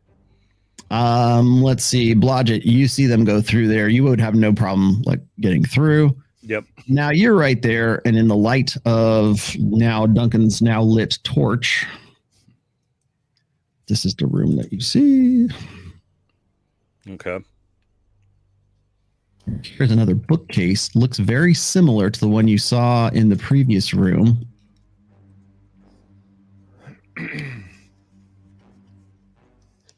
And there is a bed over here. Mm-hmm. There's a very small, well, you don't have it as a small bed. It's a very small bed. And it looks like there is some sort of table over here. And it looks like there is a book on that table. And it looks like there's some similar like herbs and some look like food stuff that's over there. This is over here. Interrupted his dinner. Okay. And you see the door that is right here. Aldemar, roll me a d20. You're closest to the door. I've been rolling 15s today. Another 15. The door, you notice the door is slightly ajar. Okay. Do I have anything, just as a recap, do I have anything in my hands right now? Do I have my sword? No, you have nothing in your hands because you had to sheathe everything to get through that small secret door. I'm going to pull out my sword. Actually, you know what? I'm going to have my dagger. I still got my dagger. I'm pretty sure. I'm going to take my dagger and I'm going to go up to the door and very, very slowly open it. Okay, so you can just my dagger drawn, like anything pops, anything comes through, you know. Okay, you just see a hallway out here. That's about as much as you can see with the little light that you have from Duncan's torch, which is right here now. Now, Duncan, you can see what's going on in here. So I can read this to you at the very least. Okay, so along the north wall is a bed draped with a satin comforter. It's all a luxurious purple, and it's a very smallish bed. Although it looked like it would be like a king-size bed for a very small person. So it has a satin comforter and ornamented with silk cushions. Along the east wall are several bookshelves. Okay. And they are virtually obscuring this wall over here. Okay. Let's see. Let's see. That's shelves containing wide variety of sort of. Okay, so over here on this cabinet, you see what look like flasks of some sort, various like bottles and things. They look very similar to the ones that you saw in the previous room. And I'll let you guys discover whatever you want to. They're just more bottles that look similar to what you saw before. This is a coffer. Like I said, a fairly largish coffer. I don't see it large. It's about pretty big. And it is entirely encrusted with emeralds. I inspect to see if they're real. I am suspecting that thing is heavily trapped and is a major distraction. And if there's a real chest of treasure in here, it's under the bed or something. But Rothos, you're here. Do you want to go in? I presume you do. Yes, I stepped through. Okay. Okay, you see this emerald encrusted coffer in front of you. Duncan now has his torch out so he can see a little. So, Duncan, you have a torch in one hand. You also notice that the bookcases here, or the books here. Let's see. Some of the volumes are well worn, while others have a layer of dust and a few cobwebs covering them. So some of them look like they've been pulled out and used recently, and others look like they haven't been touched in years. Okay. And again, Rothos, this is also what you see. You see on the south wall are shelves containing a varied assortment of flasks, tubes, decanters, jars, cans, and small boxes on this particular cabinet over here. That's what you see when you come through. And then this is the coffer that's right in front of you. Lupo shimmies his way through with the lantern and gets himself to right about here. Gray is picking up the rear, and Grot, you're at the back here. Grot, roll me a d20 as you turn this corner. Another 2. Okay. You think you hear a faint whisper behind you, but you're hungover. I dismiss it. Okay. All righty then. Duncan, you're right here. What do you want to do? I want to look around more carefully in the room. It's obviously the gnome's bed chamber. I want to see if he's hiding under the bed or if anything else is hidden under the bed, under the table. So you're going to look over there and you're going to inspect. Okay. The only thing you see, the one thing that's noticeable is that the bed is like, it seems very opulent. In fact, it almost seems out of place in this whole thing. There's also what looks like some kind of scribbling on a very smallish book that's over here. The chair seems to be about a human-sized chair. There seems like a half-eaten meal over here of some kind of food stuff you're not really familiar with. And there is you can't really tell what's on the book. Let's see, but you're right about there. The trappings in this room seem really kind of out of place. They seem like very sort of over the top opulent. Now then, Blodgett, you are looking at the emerald encrusted coffer. What do you do? I'm just studying it. Can I discern if the gems are real? Does the coffer have a lock on it or a locking mechanism? All right. So the coffer looks like you can't really tell where the opening is. There is a top to it for sure. It has some sort of seal to it, but you don't see any clasps on it. Mm-hmm. From just observing it, you see that the emeralds look like they're real emeralds, and they're cover the entirety of the coffer itself. Okay. Well, plus you also see this. Lupo also sees this as well. And Gray is now in the room, and Grot is now in the room.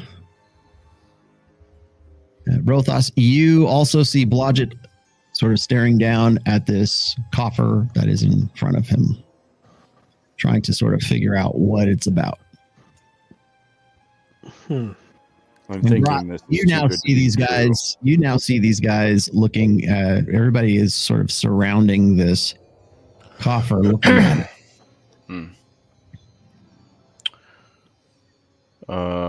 Does Grot get any kind of weird sense from this coffer? No, not anything in particular. All right. Grat say that looked like booby trap. Leave alone. Mm-hmm. Don't be fooled by shininess. Grat fighting sense say leave alone. Let's get out of this room. If these gems are real, this thing obviously has some value. I'm worried that if you move it, it could trigger the trap itself, because just lying here in the open looking like this seems too good to be true. Grat agree. Rothos, what do you want? What do you want to do? I'm gonna kneel down to the chest to get a closer look at it. Mm-hmm. Do I see You're down at face level with Blodgett right now. Yeah. Do I see anything out of the ordinary or sense anything out of the ordinary? It is definitely encrusted with emeralds. From like every panel of it is encrusted with green emeralds.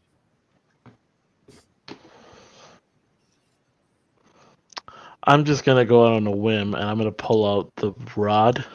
Okay. And wave it over the rod? Okay. I'm backing the hell up. Okay. Yep. Grat move away. Moving the rod around. I'm not touching it. I'm just kind of waving it around, seeing if it's anything. Okay. The purple rod, the rod is still glowing that kind of brightish purple. It almost looks like like one of those snap the thing and you shake it luminescent up. Stick, yeah, luminescent kind of thing. But it's pretty bright, a bright purple when you bring it out of the case. And nothing happens with the tell me what you do with the rod. Imagine those wands they use in a TSA, and I'm just Oh, you're just doing one of these things. Okay. Do anything to the chest. Nothing is Like you do nothing is over- happening. Grot looks at you like nothing is happening. Put Rod Okay. away. Does Lupo's it looking look- at kind of strangely? Does it look locked shut? You can't tell because you don't see a clasp or a Like a lock of any kind? or a locking mechanism at all. There's definitely a lid to it, but it will like you have to like lift it off the top kind of thing, I guess. So just to use it almost like a tool, I'm going to kind of push against it. All right, The hang on a top. second. Yep. Push against it with the purple Rod? rod. Grat's getting out of the way. Okay. Yeah, It does- I'm backing way the hell out. Like, Okay, outside so the you door. touch the rod to the box, and it just moves the box like 1 inch. I just remembered. I'm going to pull out the Springerly, Mm-hmm.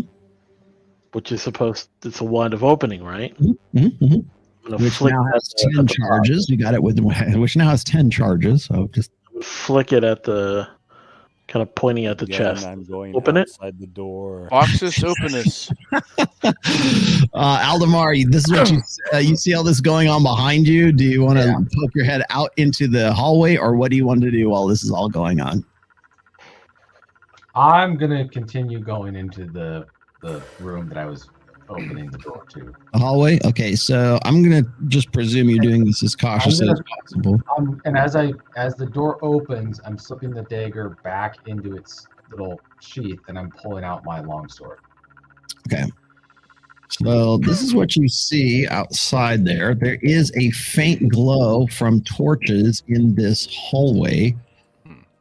You see that this is a hallway, but it's a very large, wide hallway. And directly across from you is another door. Hmm. And down here, let's continue.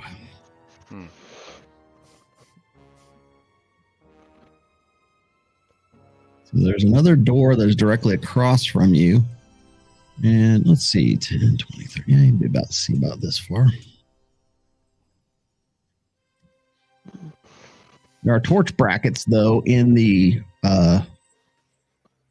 walls, so you can see quite a ways. So there's definitely a populated area. Don't go too far.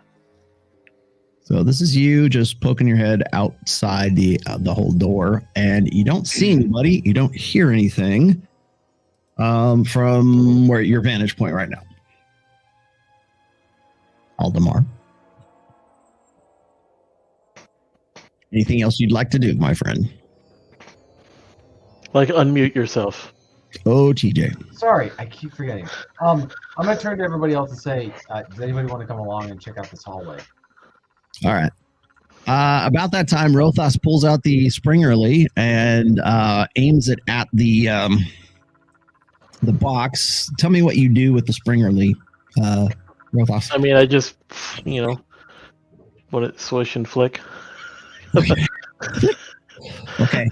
What happens on the box is the top of the lid kind of lifts up a little bit, and then it drops back down on the top of the box again. It's not locked anyways. There's nothing to unlock. Does it seem like something held it back from opening? Yeah, I wouldn't open it. That's the only thing that held it back from being opened. Yeah, Blodgett's backed away from it. Grot's where he is. Lupo's kind of curiously looking at this. Duncan is wondering why there's so much opulence in this chamber right here. But What I'm saying is, did it look like something like some string, something like held it from opening? no, it just lifts up a little bit with Springerly, and it like it's like a lid on a box, and it drops back down onto it. Oh, so it just opens, but doesn't. That was basically the effect of the Springerly on an already open box. Okay, now I'm gonna reach out with my hand, Mm-hmm. and I'm just gonna open it. Okay, you reach out with your hand and you grasp the box, and the box feels like it has stuck to your hand. It's like you can't. It's now stuck onto your. It's like magnetically Dumb motherfucker. onto your hand right now. Okay. And it's fairly probably weighs a good 10 pounds. Box? The box itself. So And it I is can still now- open it though, right? Now it's now stuck to your hand. You can't open it because it is basically a brick of a box that is now stuck to your hand. Oh, it won't open anymore. No. And it is now stuck to your hands, or the one hand that you reached out to. So you have one hand free. What's the sad And- trombone noise? The other hand has the rod. Has the rod. So I would presume, I don't know if you're right-handed or left-handed, but whatever hand you reached out, that is what it is stuck to. So my right hand. Okay, so it's stuck I've got to the your rod right in my left hand. hand. Can I don't know, wave the rod at the I don't know what the rod does. It's not The rod's not doing anything, and you basically have your hand is like completely immobilized because of this thing. It's stuck. Is literally just my stuck- hand though, right? Not like my arm or my No, elbow. it's just stuck onto your hand at this point. But you said 10 pounds, so I could lift it up. Oh yeah. You can lift it up. Yeah, you can Okay. bludgeon somebody with it. It's just It's just part of you now. The little box is now stuck to your hand. All right, well, I just get up and I just, look like an idiot now with a hand, with a box stuck to my hand. I'm glued. This emerald box is now stuck to your hand. You like that? At least it has jewels on it, right? We could try to sell this. It's American Pie Spring Vacation or something. I'm gonna offer Blue. to sever his hand at the wrist. We should always do that. That's what I was going to suggest too.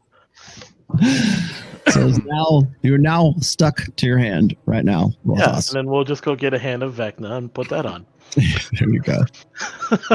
All right, we should probably stop here. We've been going for like 2 hours and 45. So, but you guys can rest here if you want to in this room. I'd say we Yeah. probably could close this. I think that's a good. I got dibs on the bed. The little mini bed. Only Blodgett would actually be. Yeah, I'm the only one that can fit in it. Yeah. Rothos has a emerald box stuck to his hand right now. I mean, Fantastic. Lupo is shaking his. He's got his head and he's shaking his head at you. I'm waiting for him to fall asleep with the box stuck to his face when he wakes up. Yeah. I don't think he would lift it up to his face 10 pounds like that. Okay, so let's leave it right there for now. You guys can out of the box stay on this one. right where you're at. So the next time we get together, you're gonna have to figure out how to. Where's Gray when we need him? Right?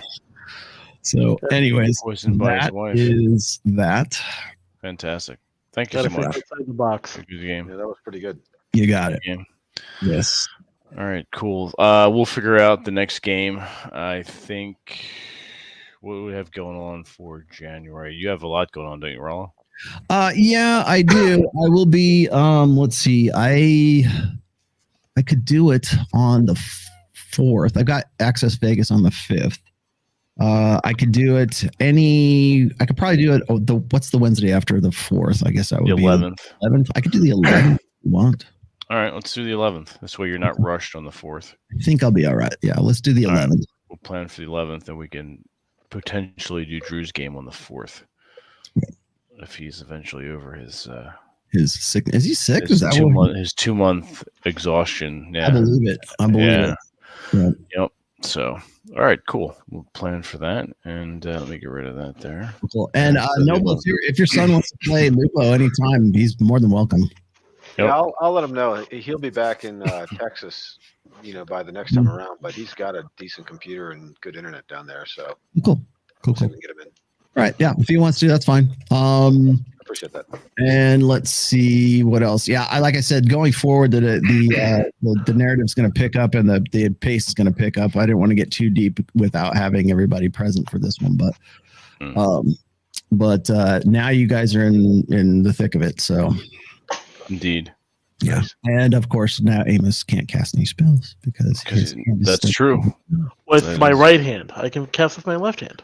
You need both. You need both hands to cast spells, sir. I'm not gonna try to wave with a box. Don't fail your rules from DCC. You fucking knock yourself out with the box.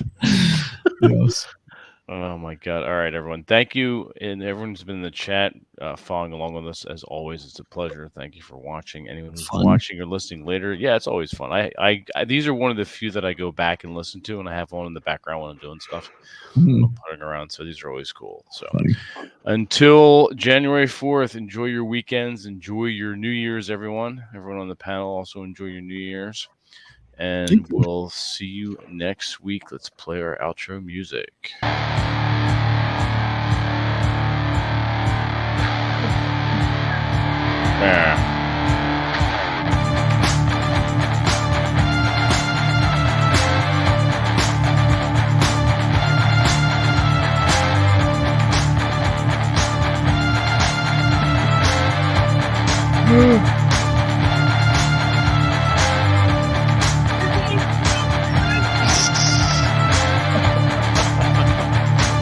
For the Cheetos.